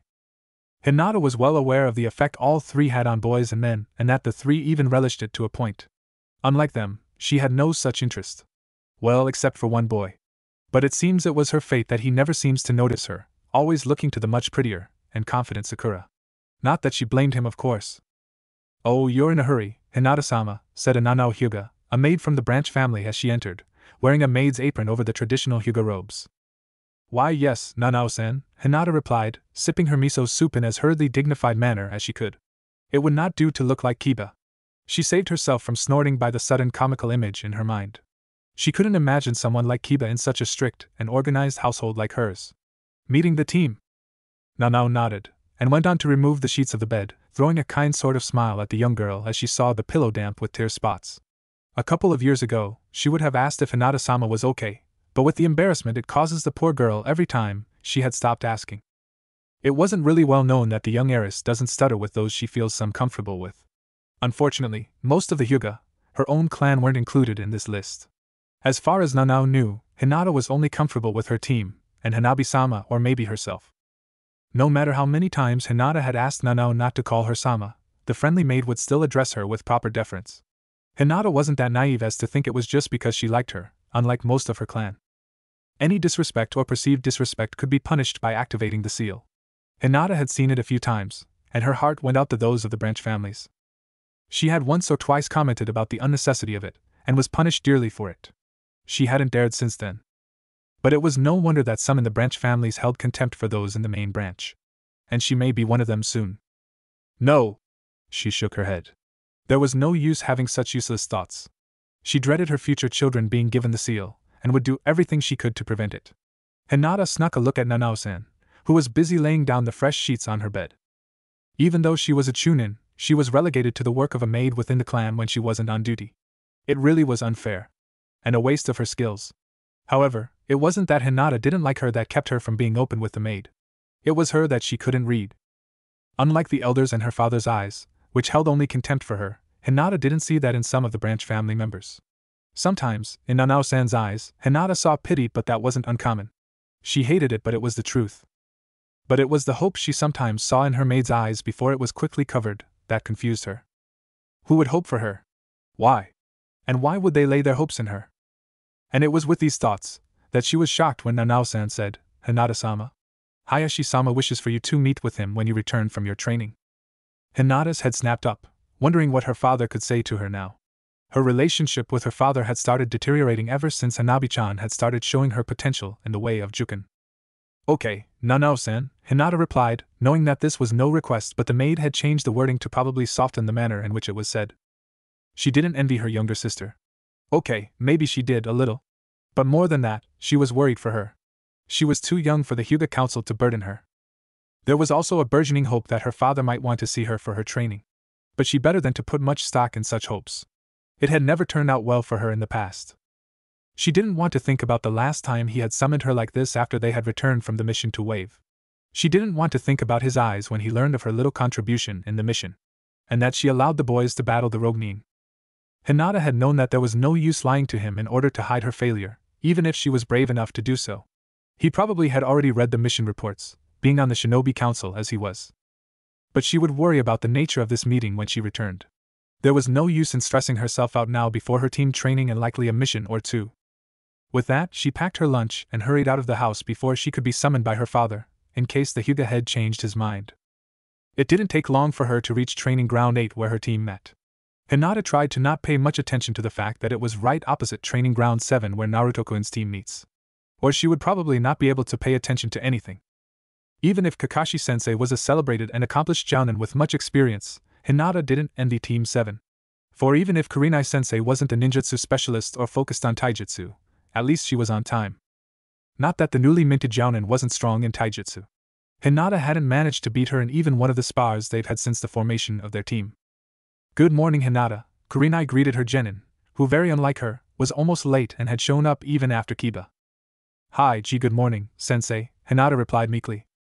Kurenai immediately picked up on her genin's discomfort. She usually didn't stutter with her. Something must have happened in the morning. Shino probably picked up on it too, given the slight raise of his head. Kiba as usual was oblivious and excited to get started. Knowing she would do no good by bringing attention to whatever it was in front of her teammates, she resolved to ask Hinata about it later. "Are we training already or what?" Kiba whined impatiently, with Akamaru giving a bark as if he agreed to. "Patience, Kiba," Kurenai reminded the brash Inuzuka yet again. She wondered why she had been given a brash Inuzuka who, like his clan, focuses on nintaijutsu. Sarutobi was well aware that she had little patience for men who don't tend to think. But then again, given the alternate was Uzumaki, she would rather take Kiba. Yes, she had heard about his surprising ability to create shadow clones, but given what he was, it wasn't that surprising that he would have the chakra capacity to do so. "First of all, I need you all three to warm up. Run around the ground for 5 laps, then we'll get started." "Hi," the genin replied and quickly got to it, with Hinata meekly shuffling and putting her things away before taking off after her teammates. Kurenai sighed. She knew she was a newly minted jounin and that it would take some time for her to get her genin to shed their bad habits, but so far, they hadn't changed much since the last day of the academy. She remembered the day like it was yesterday when she had visited the academy the week before the exam, to observe the genin she had been given the files on. That could change depending on the exam scores and the number of genin who pass, but better safe than sorry was her motto. And so, she had cloaked herself in a double-layered genjutsu and observed Irika's class. Unlike what the current rookies thought, there were more genin than just one graduating class. After all, it would be highly impractical to pass only 9 ninja a year. Not only would they not have enough to patrol their borders, but they would be at a very high disadvantage if the Leaf were to be suddenly at war with the likes of Kumo or IWA. As such, most of the students who do not pass the genin exam and the subsequent test by their respective jounin instructors were either sent back to the academy or sent to ninja boot camp. She didn't know who headed that, but she had heard that he was one sadistic maniac and had a talent for converting the bootcamp ninja into chunin within a maximum of 2 years. Being a jounin, however, Kurenai had access to higher security clearance and was well aware that Konoha currently had 40,000 ninja on its active roster, with almost 20,000 in the village.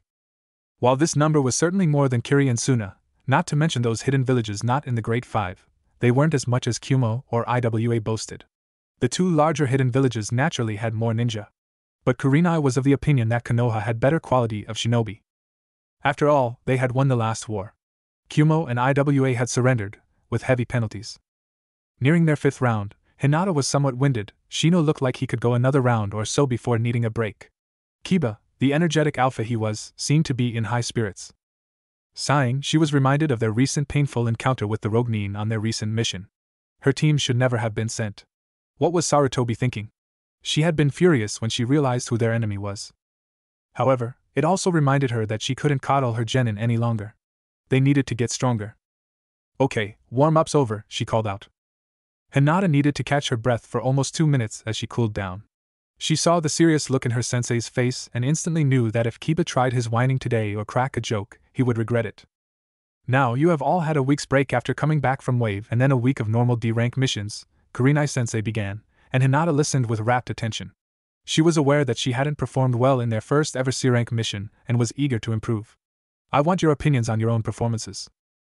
I would have kicked the ice freak's ass if Naruto hadn't gone bursting in like the idiot he is, Kiba growled, punching his fist, though he did wilt a bit seeing Kurenai's glare. That is not true, Shino however shook his head. You ask why?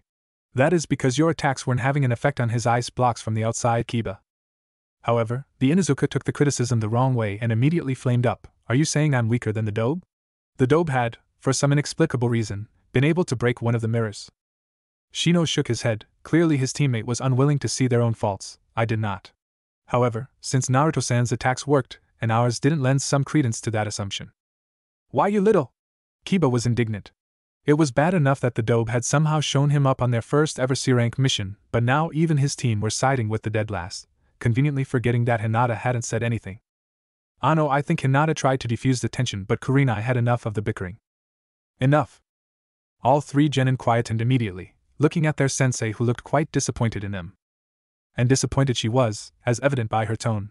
It is clear to me now that ever since our joint training session Team 10, you have become overconfident in your training. Hinata's eyes widened as she vigorously shook her head. While it was true that she had been marginally better than Ino-san that day, she was far from overconfident in her own abilities. But she also knew it was wise not to interrupt their sensei now. Kiba, however, hadn't realized that. What? Of course, not, but wilted at the harsh look on the normally cheerful Jounin's face. Kurenai stood and paced, well aware that she was making her team uncomfortable, but they needed to learn the lesson. They needed to come to the conclusion themselves. Her merely telling them their flaws would do little to no good. In Kiba's case, it could also backfire. Shino, she said, and immediately noted the boy sat up straighter. Although nothing else in his posture changed. Again, I want you to reflect on your own performance. Shino stayed quiet for a few seconds before offering, I have realized that my ninjutsu is not versatile enough to combat wide-range attacks, such as Haku's ice blasts. I was also chakra exhausted quickly. Kurenai nodded.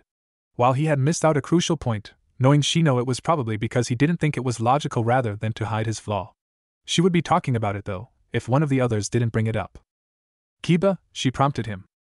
This time, the Inuzuka wisely kept any problems to himself, and didn't grumble like last time. He did, however, surprise her by thinking before speaking this time. I wasn't fast enough, he said with a disgruntled look. It was an oversimplification based on misguided pride. But that was understandable since the Inuzukas prided themselves on the fastest taijutsu style in Konoha. And she agreed, for the most part. As expected, Hinata was the most aware of her flaws. Whether she would know how to go about correcting it was a different matter entirely. Ano my taijutsu wasn't strong enough. Hinata pushed her fingers together like was her habit when she was nervous. My Byakugan wasn't fast enough to keep track of him. And I was scared, Hinata finished quietly. This likely caused her more shame, Kurenai guessed. She knew Hinata had become used to the constant belittling of her abilities that she had faced as a child. By her father and the elders. What she wouldn't do to be able to beat the arrogance out of those white-eyed emotionless bastards. Here she was trying to build up this girl's confidence, and every day Hinata went back home and they were back to square one. But that was a problem for later. Maybe she needed a specialist's opinion. Kurenai responded, good, thinking that maybe that might cheer up the girl somewhat. It was clear she was very hung up on her performance last mission. To be fair, Kurenai added, you three have barely been genin more than 2 months. It is unfair for anyone to expect you to fight perfectly well against Chunin and above. The fact that all 3 of you survived without any debilitating injuries is a testament to your hard work. She needed to make sure they didn't think that she didn't appreciate the effort they were putting in. True to her words, all 3 children brightened up. Well, it was hard to tell with Shino. But it was also obvious that we have been neglecting an essential part of the training. Kurenai partly blamed herself for it. That of endurance, stamina, and strength.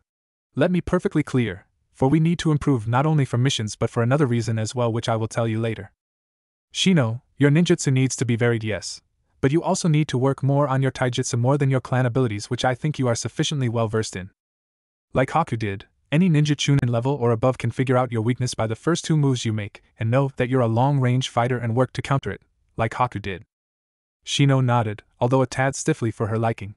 Perhaps he thought it sounded like an insult to his clan, who almost all of them focus on their bugs. Kiba, and the kid with the dog, perked up. You and Akamaru need better teamwork and coordination. But that will come with time. Having said that, you need to be an independent ninja as well and not depend on Akamaru so much. What Haku did was the classic divide and conquer approach, where he took out Akamaru and then fought you. You also let your emotions cloud your judgment when he attacked Akamaru. I know he's your partner, but you need a handle on your emotions in missions and especially during battle. Akamaru whined a little, in protest, she imagined, but Kiba wisely didn't share what the pup had said, but only nodded in response, his earlier excitement subdued a little. She imagined it would brighten up for what they were going to do next. Hinata, Kurenai sighed, knowing the girl was still quite fragile. Yes, your taijutsu was weak. Hinata wilted and seemed to shrink within herself. So Kurenai was quick to console her with the upside. But it was expected when fighting against a Jounin-level ninja. No one expected you to defeat him. That did little to help the timid girl, and so she added. Let's not forget that you weren't the only genin he defeated. But your main problem in your battle were your nerves. They caused you to second-guess yourself multiple times and caused your attacks to falter. Hinata nodded, having realized the same herself. She had faltered in her attacks multiple times and Haku had capitalized on it, even though he didn't injure her. Probably because of Naruto, her mind added. Once again, the blonde ninja had come to her rescue, albeit unknowingly. All in all, Kurenai prepared to end her case, seeing that the genin and her were on the same page now. If Team 7 hadn't been present, and if Haku had been a more ruthless shinobi, I would doubt the outcome of the fight would be the same. It was said quite leniently, but they all knew the meaning. They would be dead if Haku had wanted them dead. The fact he only injured them and used Saban was a part not a little confusing to them. Perhaps because he had turned out to be Naruto's friend. How was Kakashi's student this stupid was something Kurenai could not understand. He had talked to and given information to a passerby and who had turned out to be an enemy ninja. It was a serious error in judgment that Kakashi was willing to let slide. Before her students could get bogged down in reflection again, and they seemed to be swaying dangerously close to a topic that was an S-rank secret in their village in their hushed whispers, Kurenai decided to turn the tables. Okay, enough reflection. Stand up, she ordered, and her genin obeyed immediately. From now onwards, we will focus more on stamina and taijutsu until we have all improved a decent amount, and then we'll add in other things. Now you all have your own specific katas.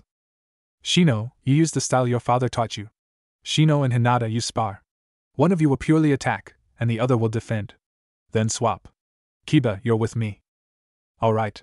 Time to get some blood pumping. Kiba jumped in the air. Clearly, thinking and reflecting was not his forte. As expected, Hinata was shakier today than she had been on previous sessions. She wasn't able to block or defend Shino's attacks that she would have had no problem with before. As such, Kurenai felt it necessary to pair Hinata up with herself and go through the same cycle. With careful encouragement of her defense and attacks, Hinata improved slightly, mainly as her nerves had settled. The main problem with Kurenai was that she was not aware of Jukin's katas and couldn't instruct her properly in the art. She needed someone who was. And unfortunately, that wasn't possible unless she went to Hayashi and asked him.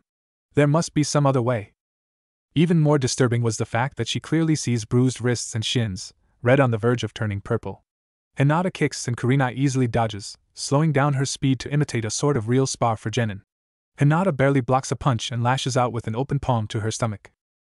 A little impressed with the viciousness of the assault, Kurenai pretended to be caught off guard and decided to let it by and see how far she would be willing to take it. However, she was again disappointed when unexpectedly Hinata, at the last minute, subtly changed the trajectory of her palm and only grazed her abdomen. She was too kind. It was a good thing in life. But in battle, it was a disaster and was likely to get herself killed.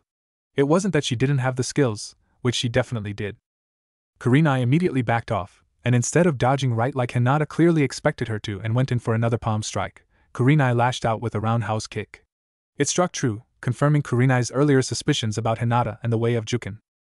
From what she had gathered over the years, having worked with several hyugas, she refused to think about Muay Thai. Juken was a complicated, strict set of katas, a set of very defined movements.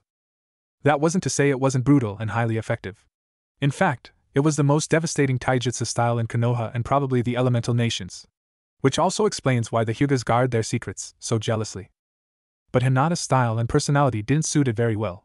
What she needed was a style from which she could seamlessly flow from one movement into another, where she didn't have to halt her momentum and change track so suddenly. Taijutsu was very much like a dance, Kurenai liked to think so, where one has to adjust their movements in response to the opponents. However, Juken wasn't like that, which conflicted with Hinata's lack of ability to stop her attack in a moment's notice and change it up with another move. Arf, Hinata went down instantly, a few feet away but hesitantly got up again, swaying on her feet before she lowered her center of gravity in the Juken style and waited. Smiling, Kurenai nodded. Hinata wasn't hopeless. No, she was improving. Whereas 2 months ago, she wouldn't even have gotten up after a defeat, this time she did, albeit hesitantly. Whereas 2 months, she wouldn't have known to change tactics, and now she did. Her instincts were well tuned and she could change strikes subtly. Yes, Hinata had a lot of potential. If only she believed in herself. Looking to her watch, 3 hours had already gone by and Kakashi was about to arrive at his spot. Signaling to the 3 genin, she called them to her. Good. I trust this session has shown you the importance of getting out of comfort zone in training. All 3 nodded expectedly. They hadn't just sparred. Kurenai had put them through the paces with endurance training. I'm glad. Now, for the next part of today's exercise. She was met with curious looks. Clearly her team was expecting them to go on a mission like they usually do, albeit it was later than normal. Espionage. Quite predictably, her words were met with shocked looks. Chapter 8. Naruto was sore. Sorer than he had ever been in his life. And considering that his broken arm could heal within half a day, that was saying something. He cursed his own stupidity. What the hell had possessed him to disregard what Guy had suggested, and put on more weights than 20 kilograms? A week had passed since Naruto had met the odd neon green duo, but so far in his life as genin, he could safely say that it had been the most productive. Given that his lazy-ass sensei was not going to train him, he had gratefully agreed to Guy's suggestion of using weights to increase his speed, stamina, and endurance. Every day, he trained in the morning with his weights on, then went back to his apartment, and dropped them off before joining his team.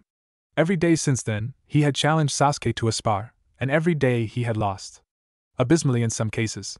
But still, Naruto persevered. But it was what happened yesterday which took the cake. They had just finished team training, which was a joke, and Naruto had just lost another spar with Sasuke when Kakashi told him to stay back.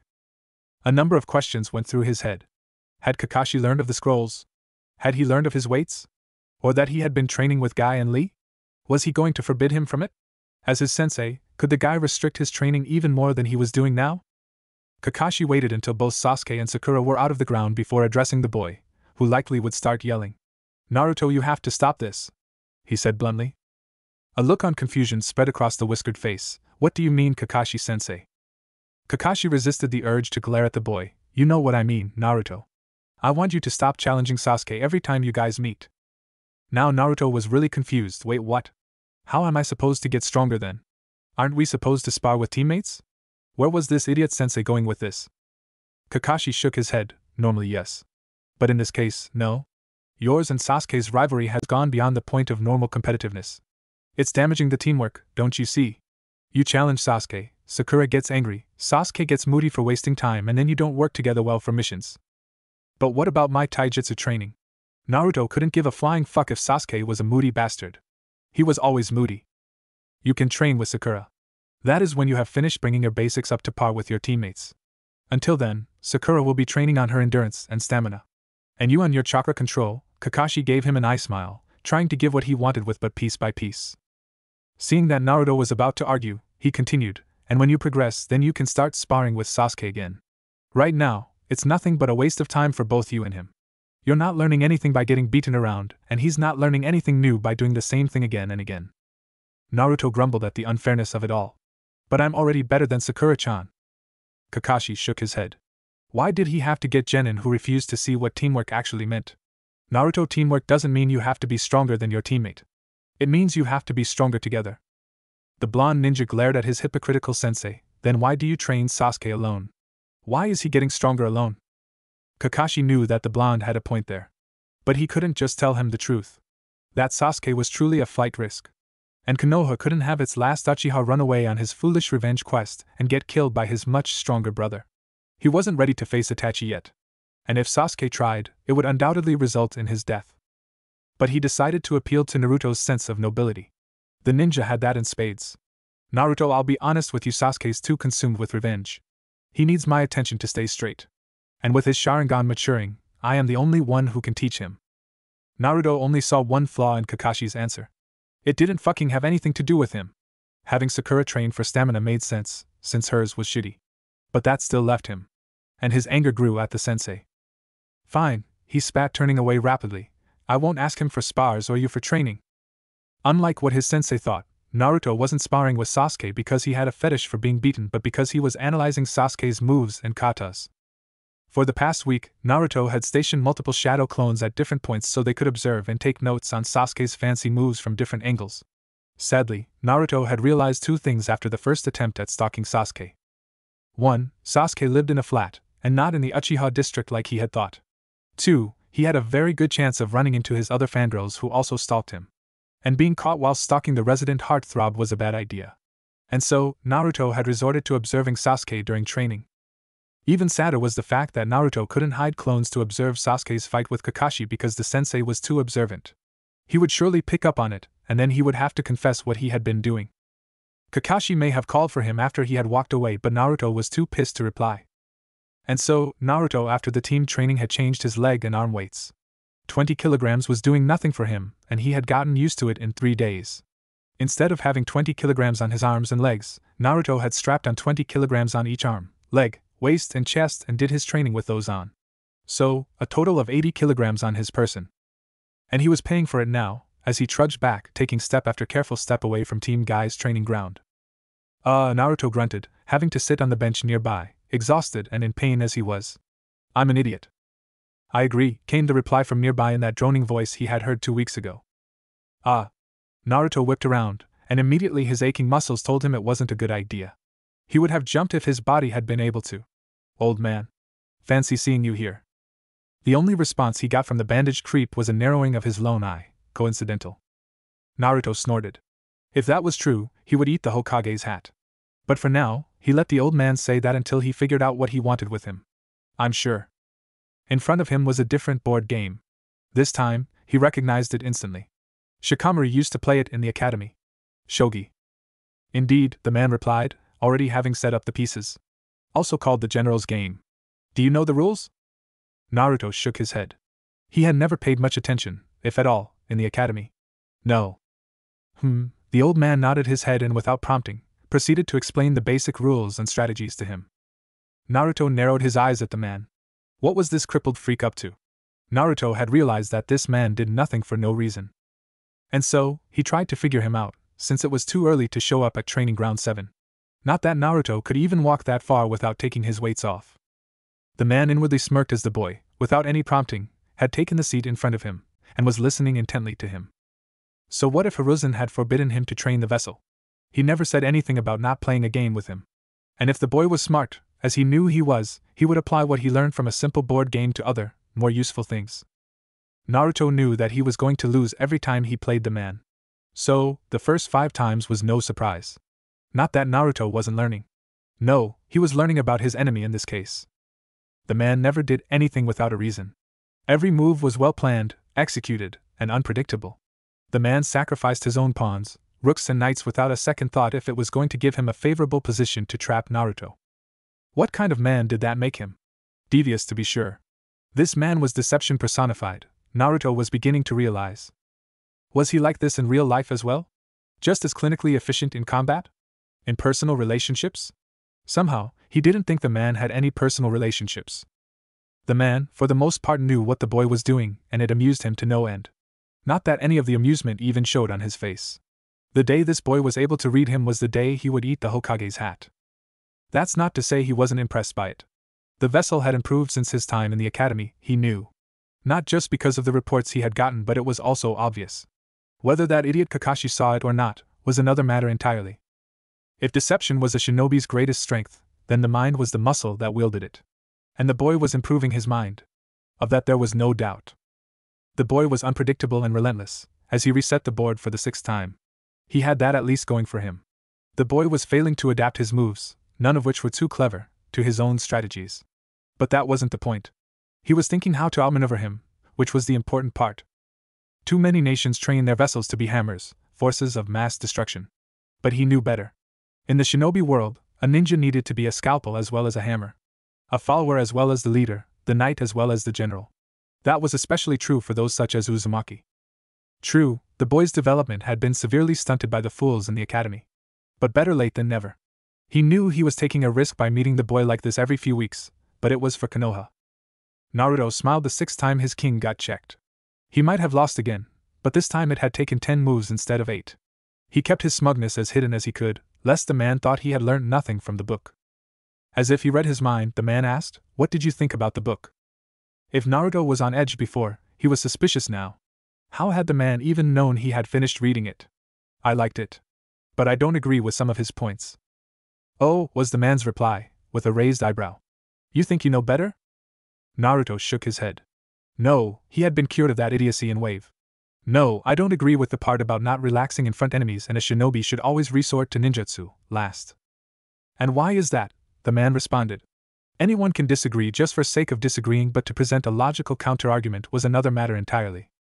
Naruto shrugged. "I think it's counterproductive to the idea of deception." He knew such words now after having to look them up in the dictionary many times.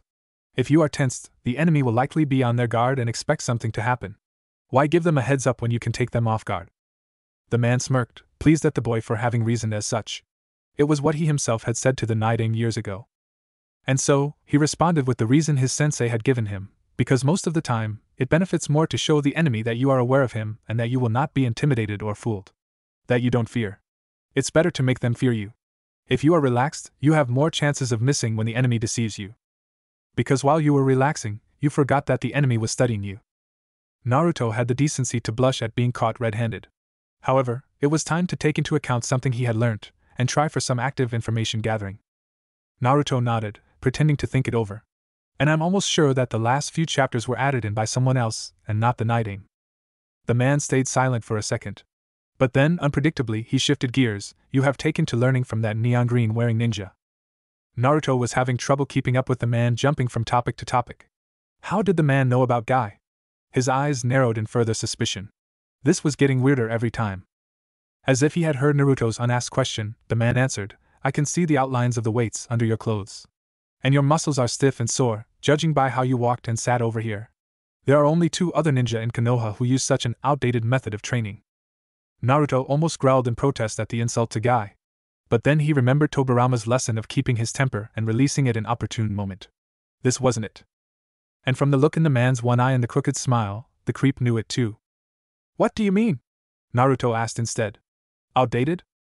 The man sighed audibly, which was anew, as far as Naruto had learnt about him. Unless the sigh had a purpose as well. A signal maybe? There are other ways of increasing one's speed and strength without loading unnecessary weights on himself. Naruto was now intrigued. "Is it better?" he asked excitedly. "Merely it has different results," the man answered noncommittally. He was curious as to how long the boy thought he could keep up dancing around the issue. He hadn't been a veteran of 2 shinobi wars and not have learned that something else was troubling the boy. In his opinion, if the boy kept fixating on his personal problems like a child, he would never get strong. But it was no use telling him that yet. The boy needed to come to that conclusion himself. Only then will it truly change him. "What is it called?" Naruto asked the man, somewhat suspiciously. Guy had told him that nothing worth having comes through taking shortcuts in life. And Naruto wholeheartedly agreed with that. So, he was surprised when the man responded, and it wasn't a shortcut. At least, it didn't sound like it. "It is called Fuinjutsu, also known as Sealing Jutsu. It can be used for many things such as summoning weapons or animals to fight, or binding and trapping enemies. Explosive seals use Fuinjutsu as well. In some cases, Fuinjutsu is much stronger than ninjutsu or genjutsu." Naruto loved the sound of that. If he could learn one art, and use it for so many different things in a fight, it would be awesome. He fought hard to control his excitement at such a prospect. At least until the man ended his explanation with, "Weight training can be done with weight and resistance seals, but the method is dangerous." Dangerous? Naruto asked confusedly. How so? There goes his excitement. Sealing is a very complicated art, needing extreme chakra control, although not as much as medical ninjutsu. If the seals which are applied on your body go wrong, it can be disastrous. Exploding limbs is the least concern then. Naruto blanched and nodded, knowing he wasn't going to be attempting anything that blow off his limbs anytime soon. Can Fuinjutsu be learned using books? Knowing against it but hoping that the man would say yes. Surprisingly, the man nodded. The basics of the sealing can be learned using books, yes. But then one needs the instruction of a master. I need a sensei, Naruto admitted grumpily, having gotten tired of dancing around the sore subject. You already have one, the man pointed out, now packing up the shogi board and chips. Naruto eyed the scroll the man had taken out, weirdly. What the hell was he going to do with that? I need a new sensei. Kakashi teaches me nothing. You are a genin. You are responsible for your own training, the man replied, laying the board on top of the open scroll, which had a weird design printed on it. Naruto's stomach did a backflip and he struggled to contain his shock. He recognized the design. Somewhat. Barely. Knowing that the man would surely tell him of his failure of keeping his emotions in check, he shifted his attention on something else. I can't train myself all the time. I need some guidance, Naruto grumbled to the old man. Even the yondaime didn't get that good without a sensei. The yondaime sensei was a fool, the man spat and paused. The creep seemed to be thinking of something because he didn't speak for a few minutes. Naruto could sense something was happening. He could sense the man gathering chakra. Although he didn't know how he knew that. But the man sat still, not doing anything. What the hell was he molding chakra for? And how the hell was he doing it? Both of his hands were on the table. He could hardly mold chakra without using hand signs. Irika-sensei had told him that was impossible. I told you, the man responded after a while. I am not going to train you, Uzumaki. I am an old man. Che, what a ridiculous excuse. Hokage Gigi isn't old. Doesn't mean he can't beat anyone in this village. And I'm not asking for training from you, Danzo-san. Just some tips. Naruto had done his research on who the man could possibly be and had only come up with one possible answer. And from the way the man had dodged his question about adding the last chapters in the book, or the way the man quoted Tobirama as if he had trained under him, had confirmed his suspicion. It was then merely the matter of finding out the names of the second Hokage's genin teams, and eliminate them by those he knew of and those he didn't. He couldn't read the look in the man's eye, but it seemed vaguely of approval. You're wasting your time here, Uzumaki. The man got up and turned to leave. But Naruto had other plans. Do you have another book for me? The man half turned his head, and without speaking threw a black-colored journal to him. Go to the Hokage Tower if you want a sensei. Wait, what? What the hell does that mean? He asked, looking up from the journal only to see the man disappear once again, just like last time. However, this time Naruto distinctly sensed the gathering and burst of his chakra. I have got to learn this jutsu, Naruto mumbled to himself and noted that in the 2 hours he had been sitting here, his muscle soreness had decreased by a lot. He could even move properly now. For the most part. Fuck, he cursed, barely catching himself in time before he fell.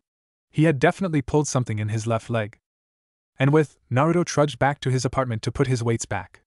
Guy had lent him Lee's entire set-off body weights with the sole condition that he not tell anyone. And Naruto had readily agreed. If he didn't want his team knowing it, it was expected that Lee would want to hide it from his rivals as well. As to who they were, Naruto had no clue. The moment he had taken off his weights was like heaven. Naruto felt like he was walking on air and laughed at the top of his lungs. Any passers who would have heard the cackling would have undoubtedly labeled him as finally losing his mind. Naruto felt great, until the moment he took an unweighted step and promptly fell over his face. Naruto grunted as he got up. What the hell? He was left so out of balance, not having nearly 100 kg on his tiny body, that he had completely lost his balance. But there was no time to dawdle, getting used to the free feeling for the few hours that he would be with his team. Okay, you can do this, Uzumaki, he said to himself, crouching down in the racer position and readying himself. And with a burst of chakra from his feet, Naruto was off like a bullet. Or at least, a wonky and curvy bullet that found it hard to go straight. Granted, Naruto had fallen and nearly crashed many times, but he had managed to get himself to the bridge, in one piece, where Sasuke and Sakura were standing. And just like he had predicted, Sakura's shrill yell emerged from her throat the moment he showed up in front of them, not even needing his eyes to see where they were. He had sensed their position from 2 blocks away. Why was he able to sense chakra signatures now? He didn't know, but it was cool nonetheless. Maybe he could train this ability somehow. I need to ask the old man about it next time. But for some reason, Naruto got the feeling that telling Kakashi-sensei or even the Hokage about his meeting with Danzo was a bad idea. Why he thinks that, Naruto has no idea. But it seemed like the logical thing to do. Naruto! You're late! Sakura whirled towards him, an intent of punching his head like she was used to. She decided against it when she saw his state. You, baka! Why are you so sweaty? Get away from me, she yelled, disgust clearly written on her face. While Naruto felt hurt, he refused to show it. You're the one who came close to me, Sakura-chan, he teased, stepping even closer to her. Iwi, Sakura squirmed away, not wanting his sweat anywhere on her dress. Her eye twitching, she lashed out with one right hook to the boy's head, fuming. Ow ow ow, Sakura-chan! Naruto rubbed the bump on his head. He could have dodged it but decided to see if they had noticed anything. While Sasuke had raised an eyebrow when he had shown up, the team soon turned his head away, safe in the knowledge that Naruto was still an idiot. What's your problem, team? Naruto asked, narrowing his eyes at the arrogant Uchiha, all the while stepping closer to Sakura, making her wrinkle her nose and step away. You're sweating like a pig, Naruto baka, she yelled, intent of pushing him away with her hands. Sasuke turned and glared at his idiotic teammate. You got winded just by running all the way here. Can you be any more pathetic? Naruto closed his fist in front of his face. Oh yeah, smartass. You won't be saying that when I whoop your ass without even trying. Before Sasuke could answer, Sakura punch bounced off of Naruto's head. Ow. Sakura-chan. I said get away from me, you sweaty fool. Sakura wiped her hands off of her green biker shorts. You haven't managed that even once, Sasuke smirked, content with the knowledge that the dobe could never challenge him if he couldn't even stop Sakura's punches. Granted, they seemed like they hurt, given the lump forming over the dobe's head, but still. I'll show you, you jackass, Naruto spat heatedly, pointing his finger at the arrogant jerk, but inwardly he was smirking. It seems that neither had realized anything else. He was worried for a second that they would notice the change in his speed. Or maybe the team had and was pretending not to. Naruto knew now, after Zabuza and especially Danzo, not to be cocky. Hey! Don't call Sasuke-kun that! Sakura yelled at him, grinding her teeth. Now it remained to be seen if it would work with Kakashi. On that note, he didn't have much hope. If Danzo had realized it, then Kakashi surely would. But it wasn't like he was doing anything illegal. Hey, how about some warming up sparring, he said, grinning at his teammates. If he didn't make an effort, it would look quite suspicious, and he didn't want to make Kakashi more suspicious of him. There was no need to give him a reason to snoop on him if there wasn't one. Dream on, dope, Sasuke replied and promptly ignored Sakura's agreement with him as he walked to sit under a tree in the shade. Sakura was momentarily surprised that Naruto had turned to look at her and not at Sasuke. Baka! Why would I want to spar with you? She sneered, all the while inner Sakura was fuming. Cha! What does that dope think he is doing? Trying to be cool like Sasuke-kun so he can impress us? How pathetic! Naruto shook his head as resignation. Why do I even try? He mumbled to himself before something else caught his eye. Truthfully, he had already mastered the tree walking exercise when he had gotten the scrolls, which he now suspected were from Danzo, and had taken to climbing trees with his weights on. But doing the same thing every day, after his endurance and stamina training, had left him a bit bored, really. Sighing dejectedly, Naruto sat down on the bench and took his newest, this time aware of the look Sakura was giving him when she spotted him. Sure, he didn't want to give away too much of his training to his teammates, but he couldn't realistically hide everything. If he was spying on the team and trying to figure out his fancy moves, he had to be ready for the fact that at some point the moody bastard might get nosy and try to do the same to him. Or if not him, then Kakashi would get curious at some point. To his credit though, he had left the book Danzo had given him at his house, hidden in one of the many places Naruto uses to stash things of importance. The bandaged creep clearly wanted something from Naruto. While he didn't know what it was yet, he was willing to indulge the old man if it meant that he could help him. After all, Naruto needed all the help he could get. This, however, was a book on trap making that Naruto had stolen from the library. Unlike the civilian in the shops, he couldn't fool the chunin who worked in the library with a henge. And if she caught him doing so even once, his late-night trips into the library would be at an end. Sasuke was now very aware that something was going on. Something wrong. Purely by the fact that the dobe was reading. Whoever heard of such a thing? Truthfully, he had been a little surprised, not to mention annoyed, at the amount of times the dobe challenged him to a spar. Given that the blonde idiot lost every time did nothing to deter him, annoyed Sasuke even more. He couldn't waste time on sparring with such a dead last. At the very least Kakashi could do, other than train him to kill his brother of course, was give him a decent sparring partner. When the Jounin bothered to show up not so late as he usually was. Sasuke already had too much on his plate, and couldn't be bothered to be slowed down if he had to carry the blonde in his training as well. Which was why he had mentioned it to Kakashi, knowing that the one-eyed Cyclops would put an end to Naruto's challenges. Not for Sasuke's reasons, of course, but because in his opinion it was affecting their teamwork, which suited Sasuke just fine. Why couldn't he just train with Sakura? Those two went well together. Well, that might not be such a good idea since he didn't even seem to be able to take one punch from her. But their strength levels were similar. In fact, the only thing that Naruto actually exceeded Sakura in was the absolutely insane amount of stamina he had. Other than that, his basics were horrendous while Sakura's were decent. His taijutsu was horrible and he only knew one ninjutsu, and couldn't seem to get even the basic jutsus like henge or clone right. Not to mention substitution. Sakura, however, was strong in the basics and even knew more than a couple of genjutsus. If only she would train instead of fawning over him, she'd be stronger than the dobe. Sasuke was sure of it. And that in turn would help the team more than the fool's antics. It seems Kakashi had realized this as well, and had begun setting Sakura tasks to improve her overall strength. And yet, for all those faults, the dobe didn't seem to realize how much of a dead last he really was. And that annoyed Sasuke more than he could put into words. And now, for the past week, Sasuke had been getting the distinct sense that something was changing. And what bothered him more was that he couldn't put his finger on it. The dobe was the same. The same orange, wearing idiot who couldn't even climb trees successfully, even after all the training they had done in Wave. Kakashi had told him that Naruto was still tree walking for chakra control. What a joke! Sasuke burnt with anger every time he thought about how Haku had beat him around, how he wasn't fast enough to catch the ice freak. But how in the hell had Naruto beaten him? That shouldn't be possible? It must have been a fluke, or Haku must have blundered so badly that even the dobe could have gotten the upper hand. Sasuke was sure that without some assistance, the idiot could never have beaten Haku. All Naruto had done was kept throwing his clones for them to get slaughtered. That seemed to be his go-to solution to every problem. What an idiot! Yet, where did he even get that book from? The library? Or did he ask Irika? And why was he reading anyway? The dobe had always seemed like the act first think later ninja, if he could even be called that. Now, it was all but confirmed that something was changing as both him and Sakura watched with gaping mouths, although he had quickly gathered himself, as the dobe settled on the bench and took out a book of all things. Was this an imposter, was Sasuke's first thought? In the academy, which was barely 2 months ago, Irika had barely managed to make Naruto open a book for 4 years. And now, the dobe was voluntarily doing it. Something was going on and Sasuke didn't like not knowing what. Whatever.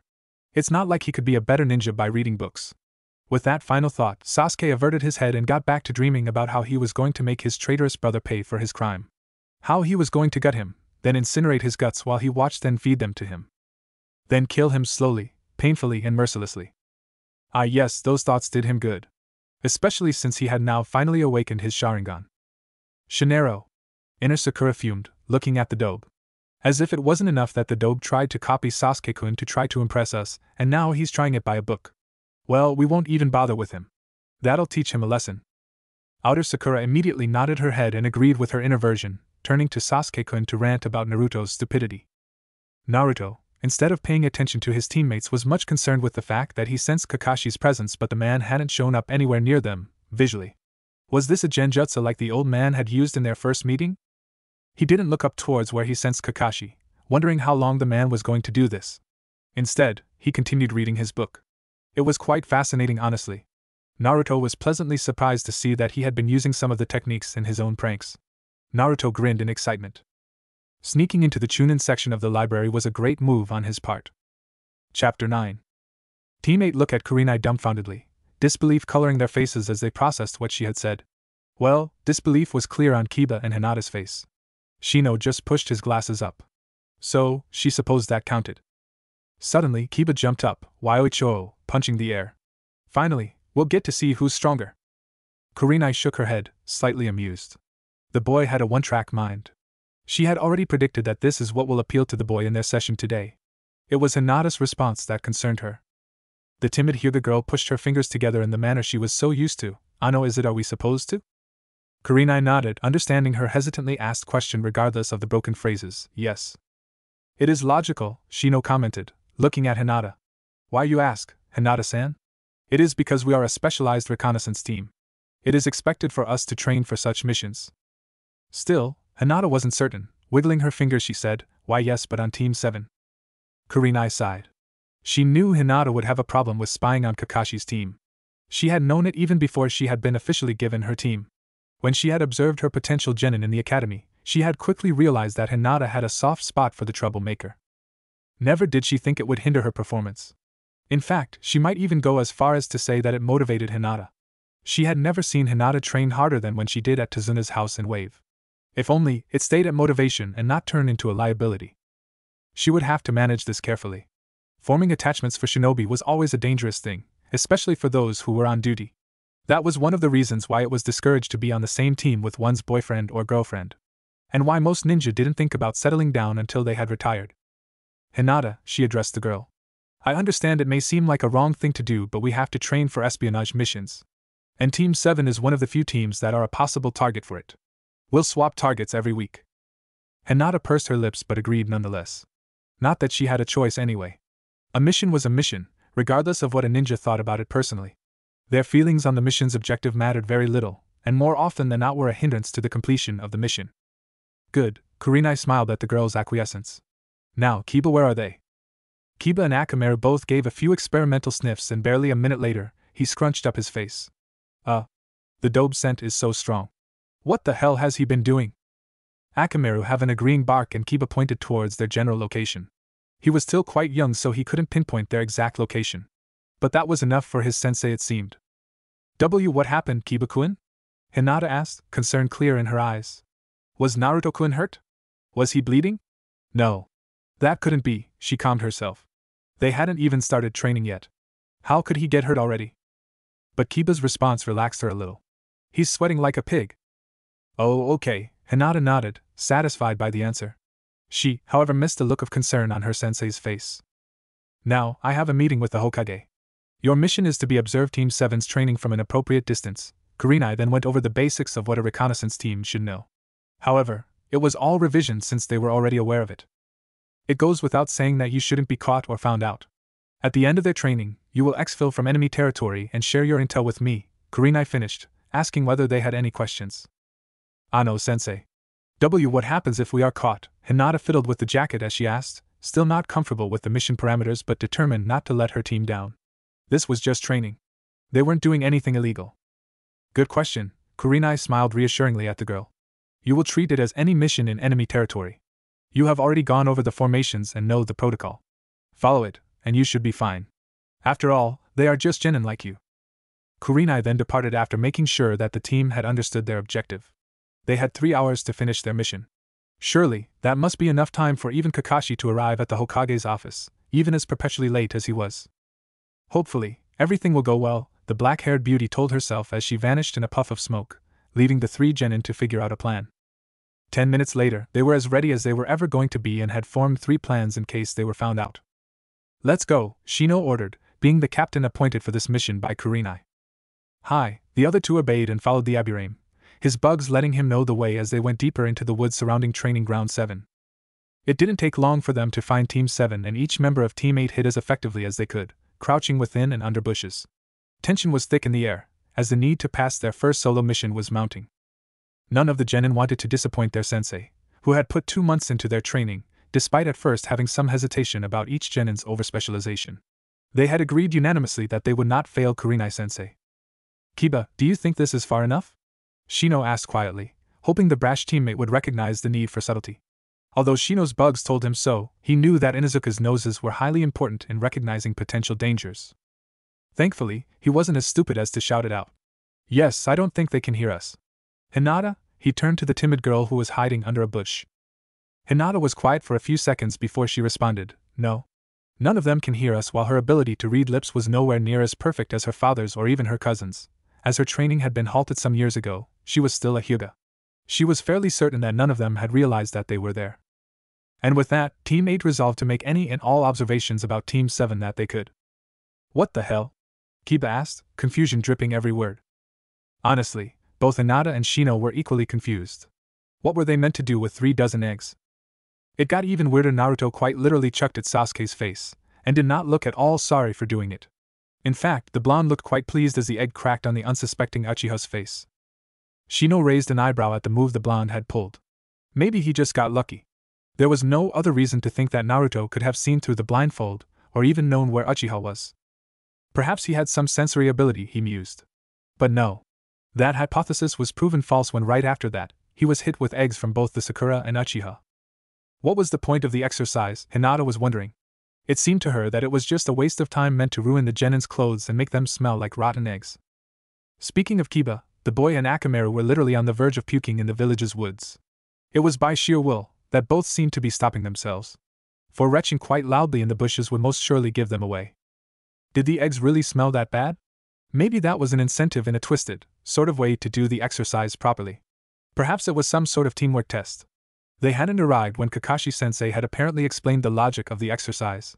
Hinata carefully wrote her suspicions in a small diary. Coded. Spies always needed to write intel in codes. Team 8 hadn't developed their own secret code very formally yet, but it was on its way.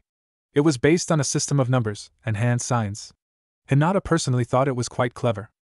Trust Shino to come up with such a clever idea. Admittedly, it was her idea to include the hand signs. Although Kurenai-sensei had said that it wasn't foolproof, it was better than her own genin team had come with. That in itself was high praise in Hinata's book. She shifted her attention back to observing the 3 genin of Team 7 ruin each other's clothes by rotten eggs. So far, she hadn't noticed anything useful. Perhaps Shino and Kiba had. Well, Shino properly. Kiba couldn't even keep his nose from scrunching up in an effort to keep the horrible smell out. An hour later, it seemed that Kakashi-sensei had decided that enough was enough. And her suspicions turned out to be right. A warm feeling developed in her chest. She wasn't a total failure. Even though she might not be a very good fighter, she had a good mind for analyzing and examining things. Even her father had commented on it once or twice. And Hayashi Hyuga was notoriously hard to please. What are they doing? Shino asked barely a minute before Hinata let out an involuntary eep. Kiba immediately pushed his palm against her mouth in an effort to keep her involuntary noises down. Hinata! What are you, Hinata? He hissed, trying to shake the incredibly red girl awake. She had fainted. What the hell? Kiba looked up towards Shino for help, but the boy had already turned back to their target. And soon enough, it became clear why Hinata had colored crimson and fainted so suddenly. Naruto had suddenly stripped to his boxers, as did the other 2 genin. Kiba was not going to deny that he was jealous. He knew he had no reason to be jealous of the dead last dobe. But he was. And it frustrated him to no end. The idiot acted so high and mighty, acting as if he was already the Hokage and the hat was only waiting for him to put it on. It drove him crazy. And that was not mentioning the fact that their teammates seemed to have a soft spot for the blonde idiot. He might have been a little dense in the academy, but he wasn't as dense as the blonde dobe who was now roaring with laughter and had jumped straight into the stream to avoid the wrath of the Uchiha. It wasn't hard to figure out Hinata's feelings for Naruto. Even if he hadn't seen it with his own eyes, he could smell it. Pheromones. And that pissed him off more than anything.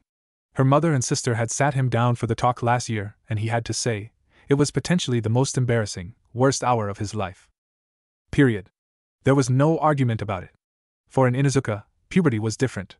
For the most part, it was more intensified than normal humans because of their shared dog-like traits. Their smell of pheromones and their reaction to it increases by a lot, and so did the effect of it on their moods.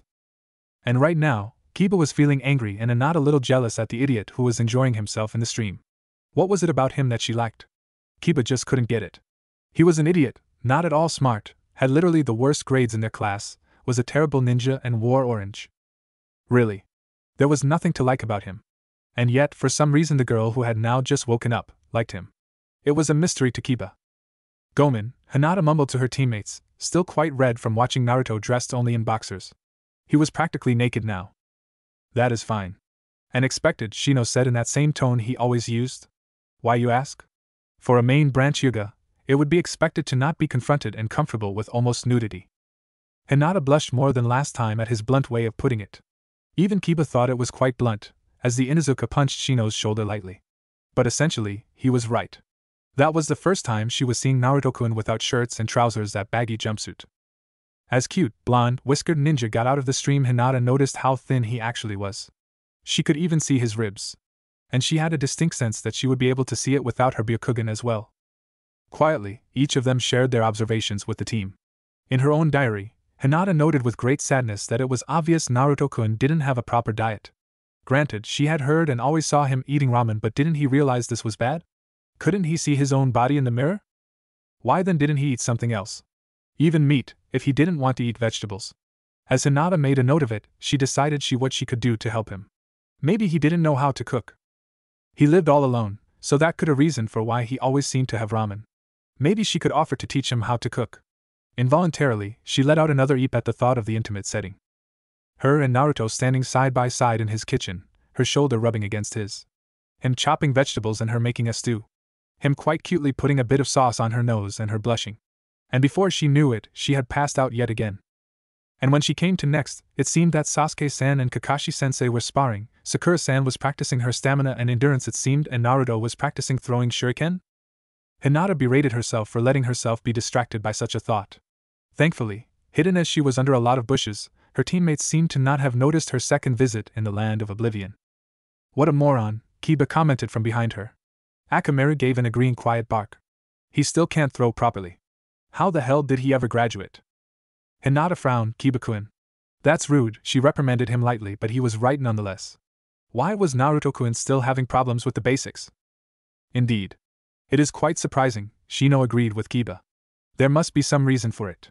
It is not logical. Hinata could only nod in agreement. She remembered Naruto passing the throwing test quite clearly. It was the written portion and the clone jutsu that had always troubled him. I told you the dobe was an idiot, Kiba smiled. I was right.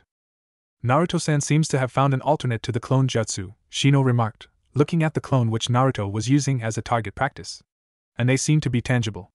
Interesting technique. And one not meant for genin. It is suspicious. Hinata turned her head to the side. What do you mean, Shino-kun? Indeed, she remembered her father saying something similar to a main family hyuga during dinner after the graduation ceremony. However, it was Kiba who answered yes. He made the same on the bridge. His clones have the same smell. That's weird, the boy glared where Naruto's clones seemingly relayed their point of view of what original went wrong. And they tended to insult each other as well. She could see that as Naruto-kun made his clones, he divided his chakra somewhat equally in them. But that couldn't possibly be true. If it were, he couldn't have made more than 4 at most. There must be something she was missing. Hinata wrote that in her diary. It was odd, to say the least. I can only presume it is a Chunin level technique, or higher, that Naruto-san got by dishonest methods, Shino informed them, much to their shock. It seems that neither of their clan had seen fit to tell them of how Naruto-san had stolen the scroll of sealing and opened it. Maybe that was where he learned it.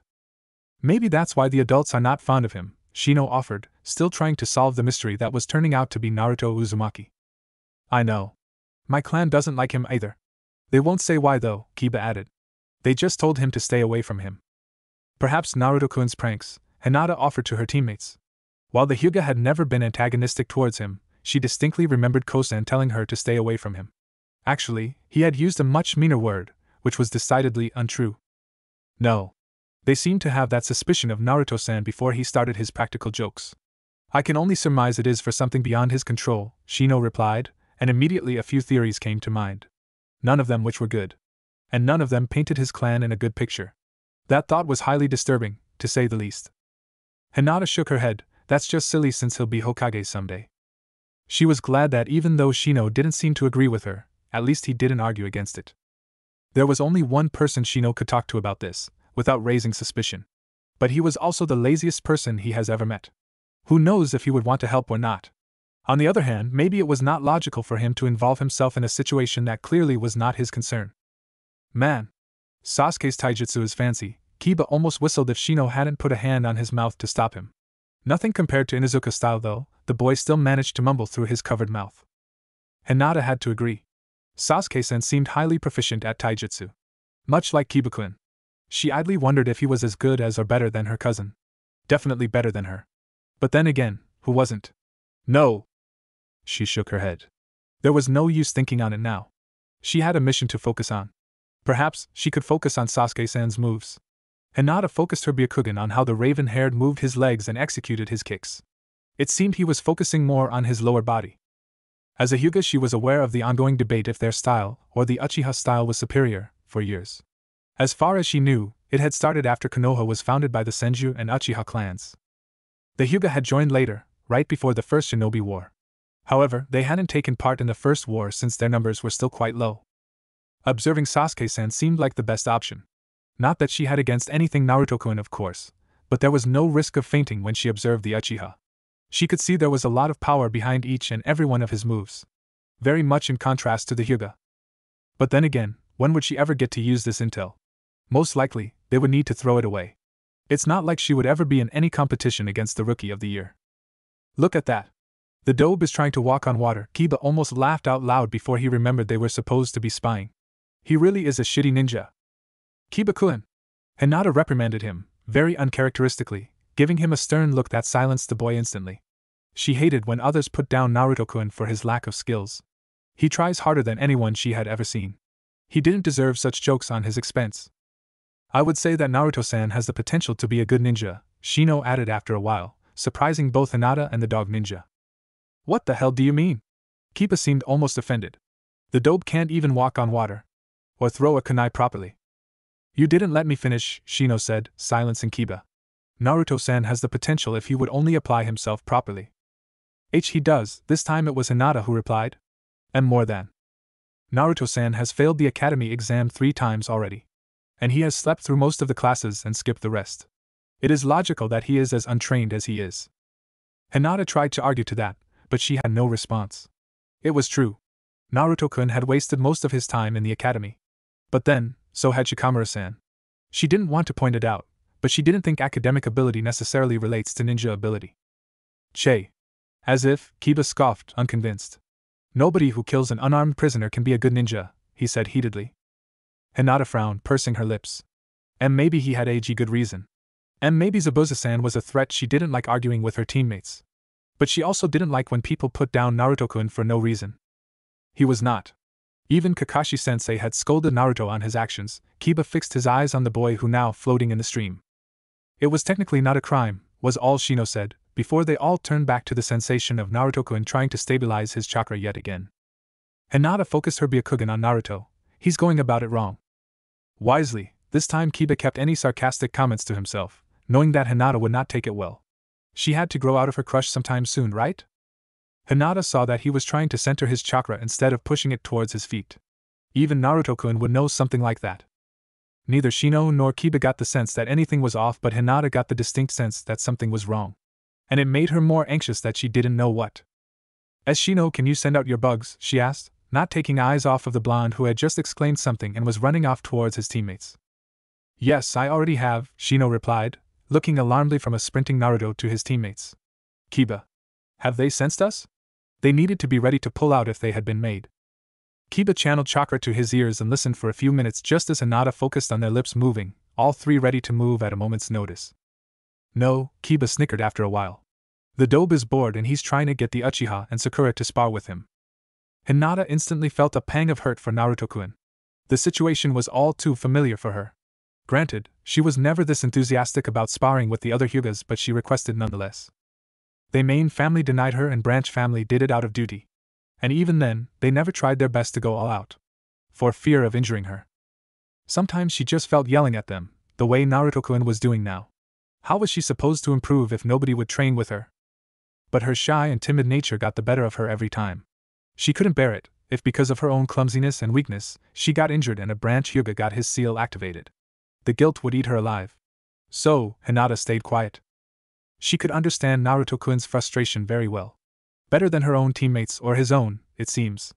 Again, Hinata cursed her fear of being rejected by the one she looked up to the most, causing her to not approach him. Maybe someday she could be like Sakura-san, who was never afraid of approaching Sasuke-san. A sharp intake of breath from Shino drew her attention to him. What is it, Shino-kun? My bugs are dead, was Shino's only reply, and not a second later they all saw Sasuke, who launched a large fireball at his own teammate. Fear gripped her in that moment. Hinata's heart got caught in her throat. No! Naruto-kun! Hinata almost forgot about the mission. She didn't care whether they were supposed to be hidden. Until Naruto had jumped out of the way, yelling at Sasuke-san for almost killing him. Did that? Hinata asked, knowing Shino-kun was very sensitive about his bugs. Kiba cursed under his breath while Shino replied, it seems Naruto-san stepped on some, while Sakura-san stepped on others. The rest were killed by the fireball. Hinata instantly felt sorry for her teammate. I'm as sorry, Shino-kun. Shino, however, shook his head. It was logical that they would die at some point. But I would have preferred it to not be in such a way. However, she wasn't the only one thinking it was too convenient. Kiba though voiced her concern. Do you think we've been found out? While Hinata had been reading Naruto-kun's lips, she hadn't seen Sakura-san's or Sasuke-san's. Shino shook his head. Just before dying, my partners told me that Naruto-san was taunting Sasuke-san about his small fireballs. So, we're still okay, Kiba nodded, and Hinata felt relieved. She didn't know how she would explain to Naruto-kun if they had been found out. She knew it was probably cowardly, but she couldn't bear to have him think bad of her, like almost everyone does. Although, he was probably still mad at her about what she had said in Wave. Hinata needed to make up for that. She inwardly smiled to herself, knowing the perfect way to apologize. Even now, she could see that he needed it. It is not logical. They do not have a censor, Shino said, but his tone belied his confusion. Which was new because rarely, if ever, did anything stump Shino to the point of making him confused. At least visibly so. Hinata nodded. Only us three and potentially Ino-san have sensory abilities in our class. Naruto has the luck of the devil. Kiba growled grumpily. Are you going to send more out? He asked, looking at the bug user. Shino refused to sacrifice more of his partners on a couple of genin who were just brawling at this point.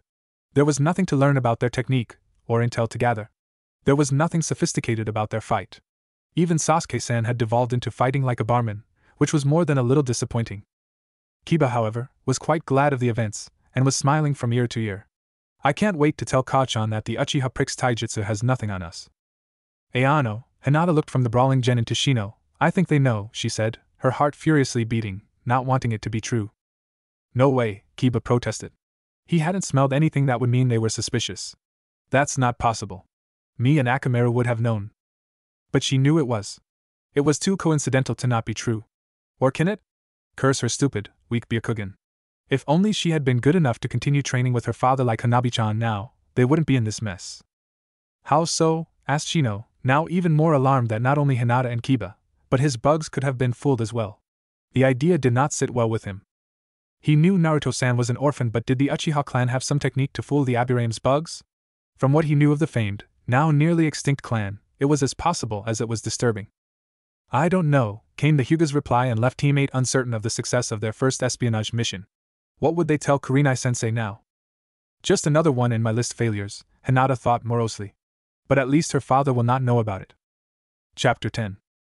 Already Naruto's twisted mind was churning, coming with several possibilities where he could apply his pranking skills to trap making. It was detecting traps which was the problem for him. After all, it was one of the reasons why Iruka-sensei had been able to catch him after he had pranked someone or other. Or the time when he had painted the Hokage monument in broad daylight.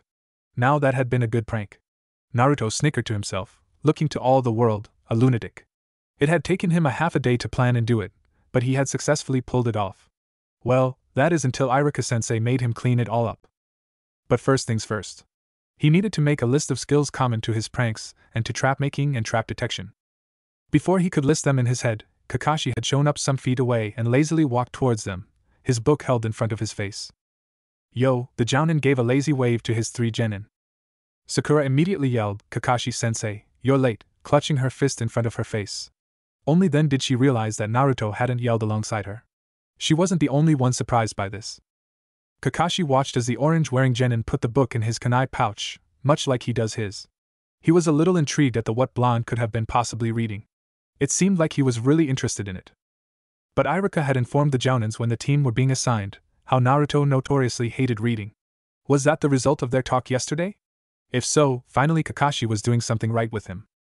Yo, Naruto replied just as lazily, and while he was mad at the Jounin sensei, he was not beyond being civil to the man. Even if for the formality of it.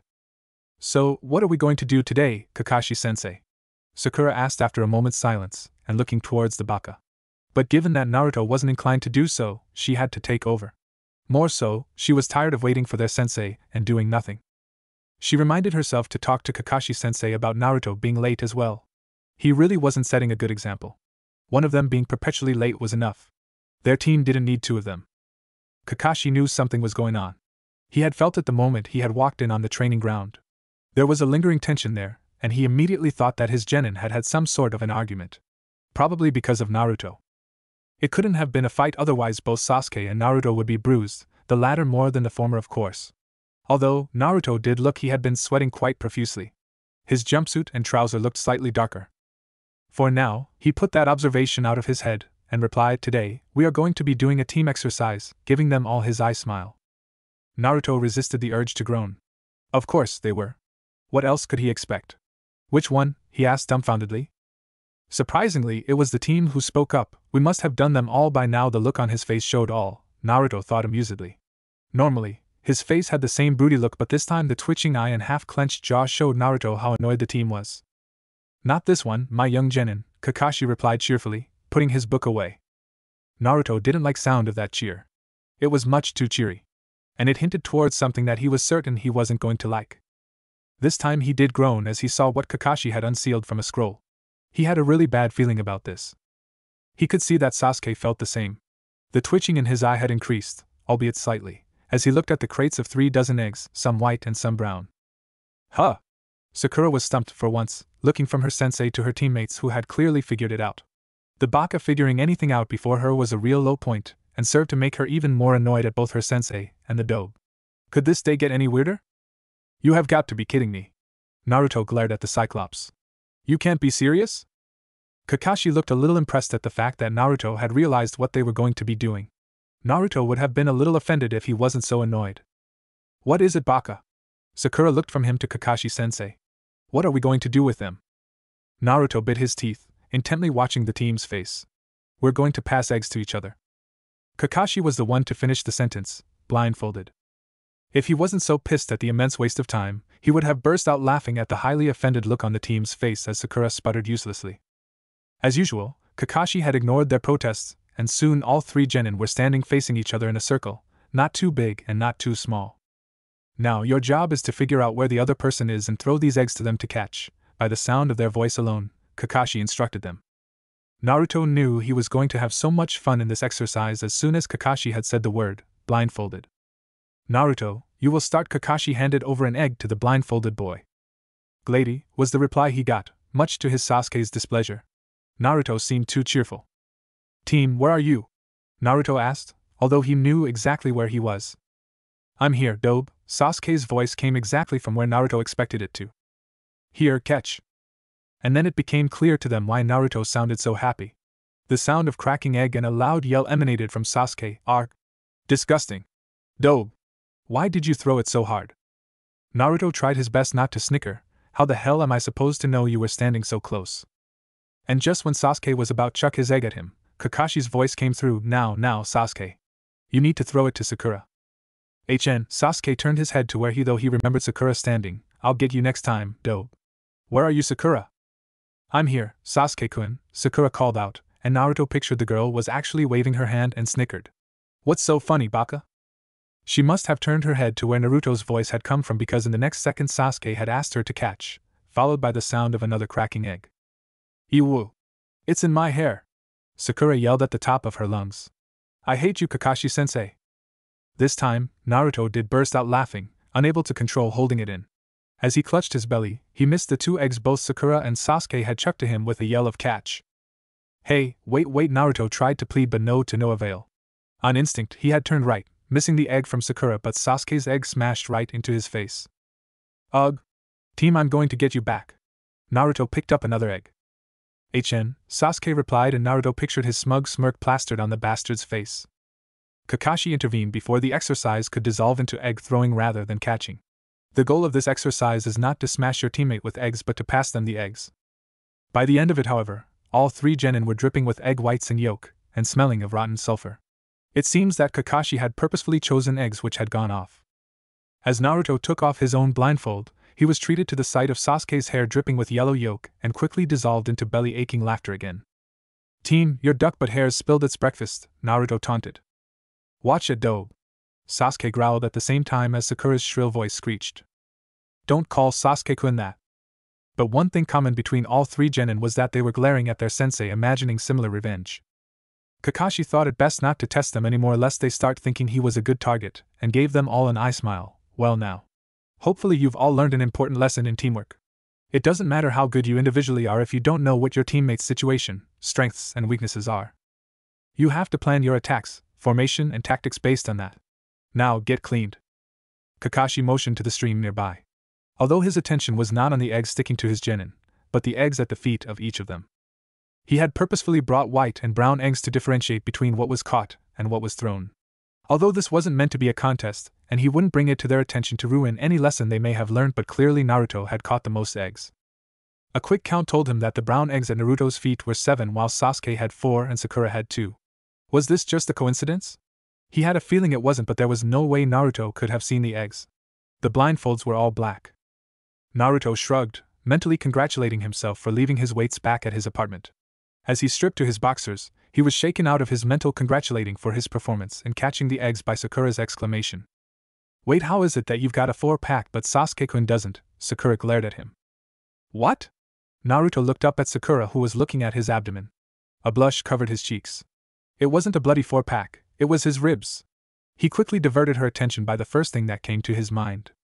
Wait, how do you know Sasuke doesn't have a 4-pack? He asked with a smirk on his whiskered face.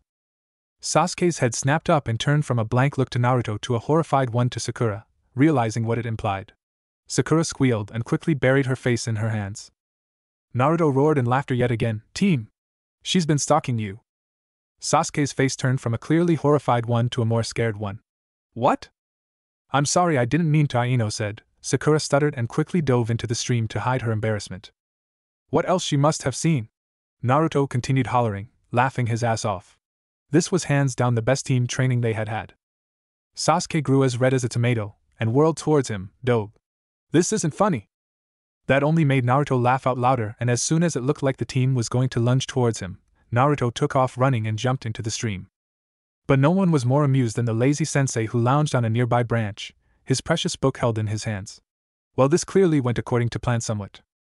At least his genin had stopped bickering like children and seemed to be getting along somewhat. But it was better than they were before Wave. He shuddered to think going back to that level of teamwork. If only he could employ the same tactics he did with his ANBU squad when he was still a squad captain, they wouldn't be having problems with teamwork. But then again, they weren't trained killers. They all had their humanity, and if all went well, hopefully they would all keep their humanity.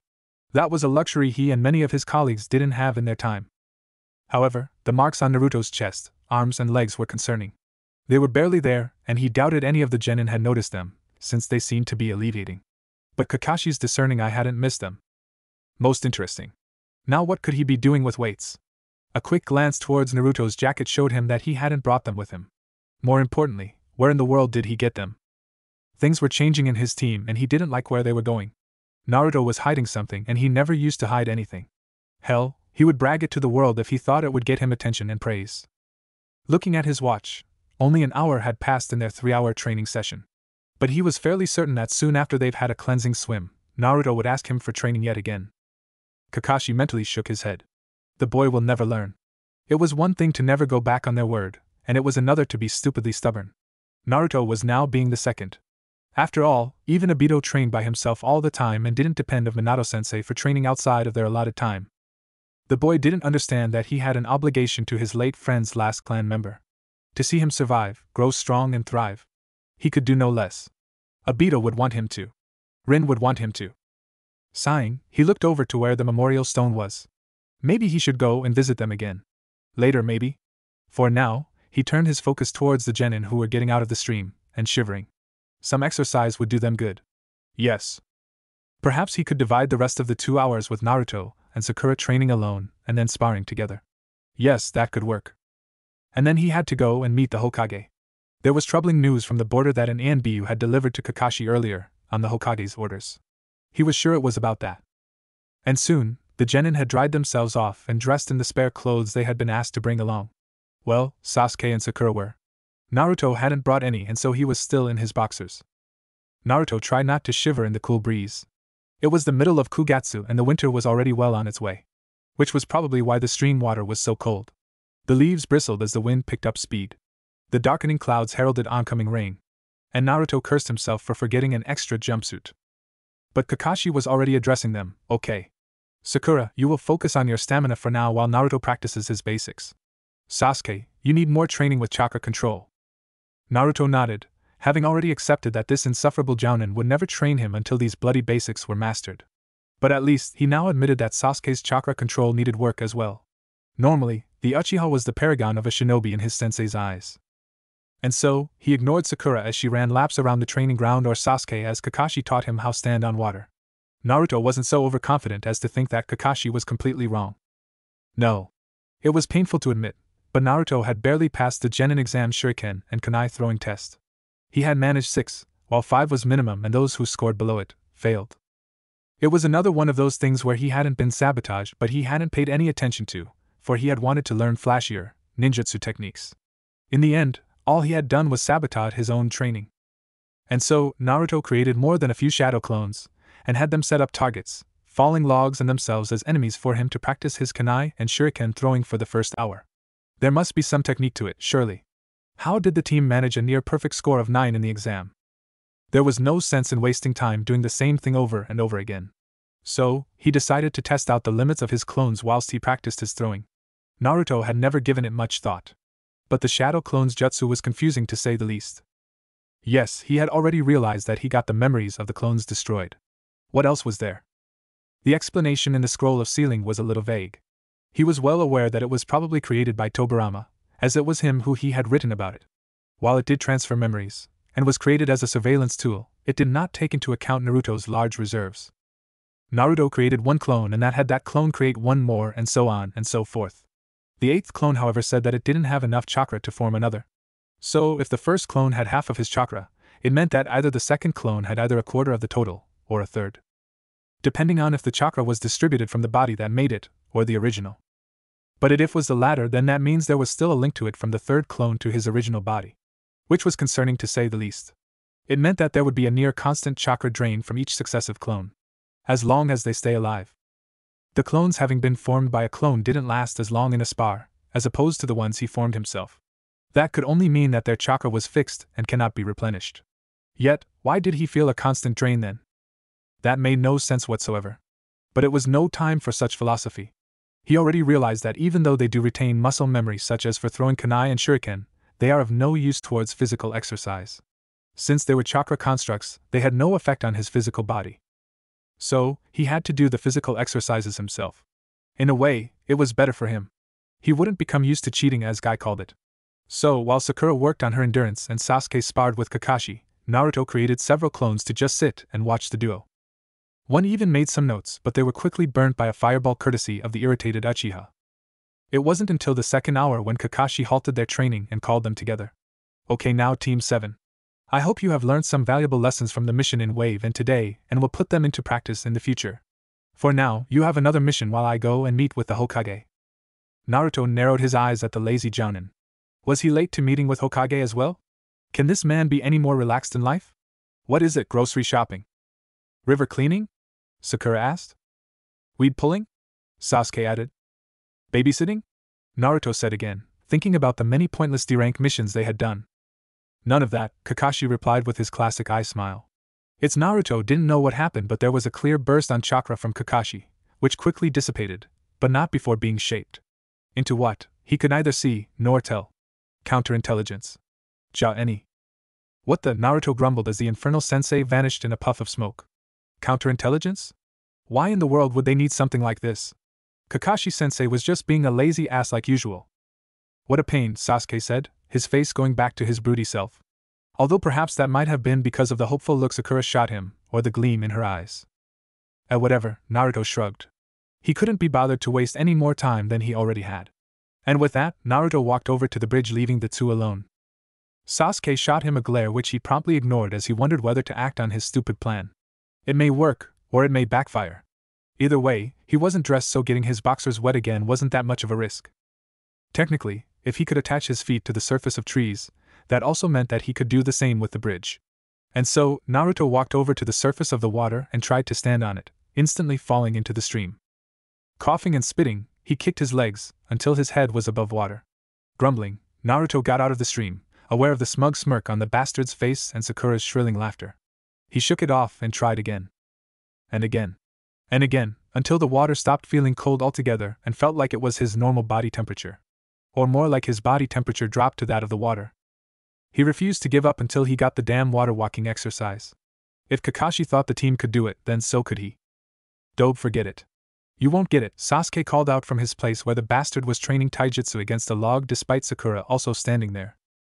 Piss of team, Naruto grumbled to himself, choosing to ignore the team's taunt and continue with his useless attempts. He was getting a hang of the amount of chakra he needed to put in his feet. But it was the moving water that was the problem. It disbalanced him and his chakra. The steady stream was always fluctuating. Wait, that was it. Ugh, I'm an idiot. Naruto hit himself on the head for having overlooked such an obvious fact. Hadn't he learned from Danzo to analyze his situation from every angle before plunging into it? Naruto closed his eyes and centered himself, focusing his chakra into a somewhat steady pattern.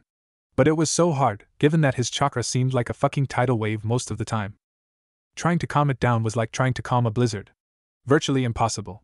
That was why he had such difficulty with even the basic jutsus such as henge, substitution, and the clone, the bane of his existence, in the academy.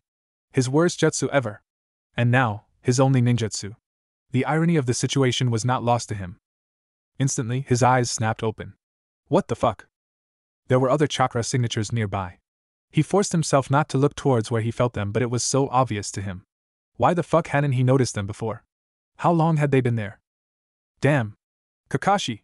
What a moronic teacher he was. He knew they were being watched, and he had just left them here.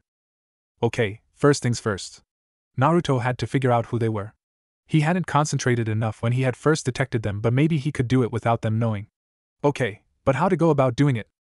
He would have to prank them. That was a given. Looking over to his teammates, Naruto jumped up and screamed at the top of his lungs, "Yada! Got it! Baka! What's your problem?" Sakura yelled from her place and Sasuke smirked. Naruto, however, had gotten an idea, walked over the stream again and tried to water walk yet again. But this time, instead of channeling chakra to his feet, he attempted to center it. Somewhere around his heart. Or his gut. He tried both, and the middle seemed like the better solution. He fell yet again into the stream, but that didn't matter. This time he made no attempt at getting out, rather he let himself float using the natural buoyancy. Closing his eyes, he tried to get a reading of the chakra signatures he had sensed. It didn't take long for him to recognize them. What the hell? Why was teammate here? In the woods observing them? Why in the fuck were they spying on his team? And without their sensei? So, that means that this was unauthorized. And more than likely illegal. But given that they were ninjas, illegal was a very loose term. Murder is illegal in most cases, yet for a ninja it's just another day at work. Not that he liked his team overmuch, but they were still his team. And he would be damned if he let someone, especially the fucking Inuzuka, spy on them and more importantly, him. Naruto tried his level best to make it seem like nothing had changed. That he hadn't just realized they were being watched, as he got out of the water. He plastered a grin onto his face and ran towards his teammates. Guys. Let's do something. Let's spar, he exclaimed, as he stopped in front of Uchiha practicing his katas and Sakura fawning over him, presumably on a break from her own training. As expected, Sasuke HN'd and looked away. Meanwhile Sakura tried to bash him on the head. I said no, Naruto, she yelled.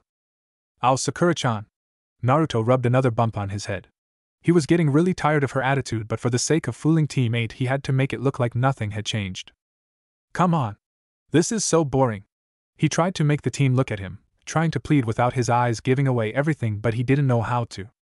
Naruto ignored the hurt he felt when he realized that Hinata was spying on him too. The girl he had thought was his friend was spying on him. Where did that girl go, who offered to help him with his tree climbing? Where was the girl who used her Byakugan to tell him that he was using way too much chakra in his feet? Has she completely forgotten their time in Wave? Was he that forgettable and unimportant? Why would she think to do something like that? Was she doing it because of the Inuzuka? Or maybe for him? As much as he wanted to think the second, the first was probably more likely. In his jealousy and need to prove himself stronger, Kiba would ask Hinata to help him in his spying. But why would Shino help them? It made no sense. He couldn't motion with his eyes to the team because Hinata would undoubtedly see it with her all-seeing eyes. He had researched the Hyuga clan a little, in his late-night excursions to the library. The Byakugan was capable of seeing over large distances, and through solid objects. That also made it possible for the Hyugas to see the chakra pathways of individuals. He didn't know for sure, but he suspected that their style of taijutsu had something to do with it. Why else would they not use force? Naruto had seen enough of Hinata's spars with Kiba and Shino, and then her short fight with Haku to know that the Hyuga don't depend on force to deal damage. Of course, the library book hadn't gone into detail because obviously, the Hyuga clan would want to keep it a secret. And there was the problem of 3 tiny signatures were coming their way. Only a few feet away, on the ground, crawling through the grass. Shino's bugs. He hadn't spent any time with Shino in the academy, but during Wave he had seen enough of him to know that he utilized bugs for various purposes. Apparently, one of them was for spying. Could they listen to their conversations?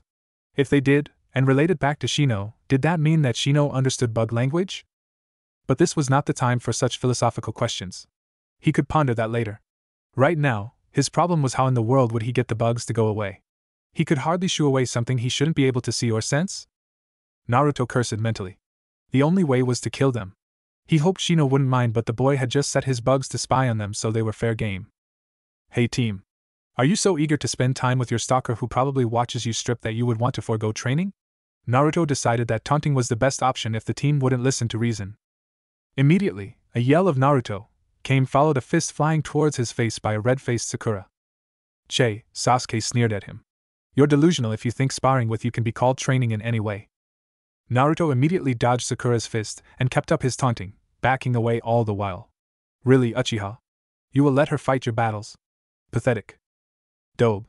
You are pushing it, the team growled as he also got up, walking towards Naruto. He had needed to blow off some steam, and the Dobe was providing with an excellent opportunity now with all his bullshit. He could have some fun pummeling the dead last. Naruto laughed at Sasuke's expression, for real this time. Just one step, and Naruto felt the tiny chakra signature of one of the bugs under his feet die. If everything went to plan, they might just get rid of the other two. Come on, team! Or don't you want to show off for your stalker? Naruto! Sakura yelled, intent on hitting him this time. She lunged forward and Naruto barely sidestepped, just a little. He couldn't make it seem like he saw through it as soon as the girl had started. Which he had. It was such a pain that he had to fool his own team and teammate all the while trying to kill the damn bugs. In the next instant, he felt another tiny signature die, presumably by Sakura's foot. What are you gonna do? Try to burn me with your tiny fireballs? Sasuke had predictably widened his eyes, the red of the Sharingan springing to life as the boy launched a fireball straight at Naruto. Shit! Naruto cursed. He hadn't actually thought the team would do it. What was he thinking? He could have killed him had Naruto not launched himself away. But it seemed Sasuke's focus wasn't on him for the briefest second before he refocused his glare on him. And all of that effort observing Danzo had finally paid off. In that moment, he knew that Sasuke too was aware of their watchers. He just didn't think that Naruto knew. Naruto smirked internally. He could use this. The only thing to do now was to decide what to do about them. Sasuke's reaction confirmed another one of Naruto's suspicions. Like the Byakugan, the Sharingan could also see chakra. Maybe not chakra pathways, but chakra nonetheless. So if they confronted them, they lost any advantage they had. But they might be able to capture them for interrogation. That's a big might. But realistically speaking, Team 7 was weaker than Team 8, Naruto begrudgingly admitted. Even if he could beat the Inuzuka, and Sasuke took on Shino, Sakura would almost surely lose to Hinata. And that was when they had no real clue as to the abilities of their spies, other than the most basics they had seen during the wave mission. So, the safe bet was to give them false information. Counterintelligence. Kakashi had already known they would have to do it. That insufferable team. Naruto was saved having to decide what to do when Sasuke suddenly lunged for him, a right hook aimed for his jaw. Shit! Naruto dodged, just barely, but he did manage to keep his very slightly increased speed hidden from both Sasuke and the watchers. Teammate might not realize it, but Sasuke surely would. He couldn't afford that. Not now. You think you're so tough, dead last? You're nothing. Sasuke taunted back as a punch landed on Naruto's ribs. In that same instant, Naruto growled, lashing out with a weird, wobbly kick to Sasuke's ribs, which was blocked. Much to Naruto's own displeasure, even if he had seen some of Lee's moves, his taijutsu was still severely lacking. So, the kick wasn't staged, but it was his actual kick, and that served to motivate Naruto more. As soon as they got out of here and he was away from both teams, he needed to research how to get a sensei who would actually train him. This was getting beyond ridiculous now. And so, what proceeded was another thrashing in the life of Naruto Uzumaki, all the while he was grinning like an idiot. The impromptu spar that had resulted from Naruto's taunting had at least served to kill 3 more bugs that Shino sent out. That was the end of the sentries, for Naruto presumed Shino wouldn't want to sacrifice more of them, to spy on idiots being idiots. Mission accomplished. What if Naruto and Hinata hates Konoha?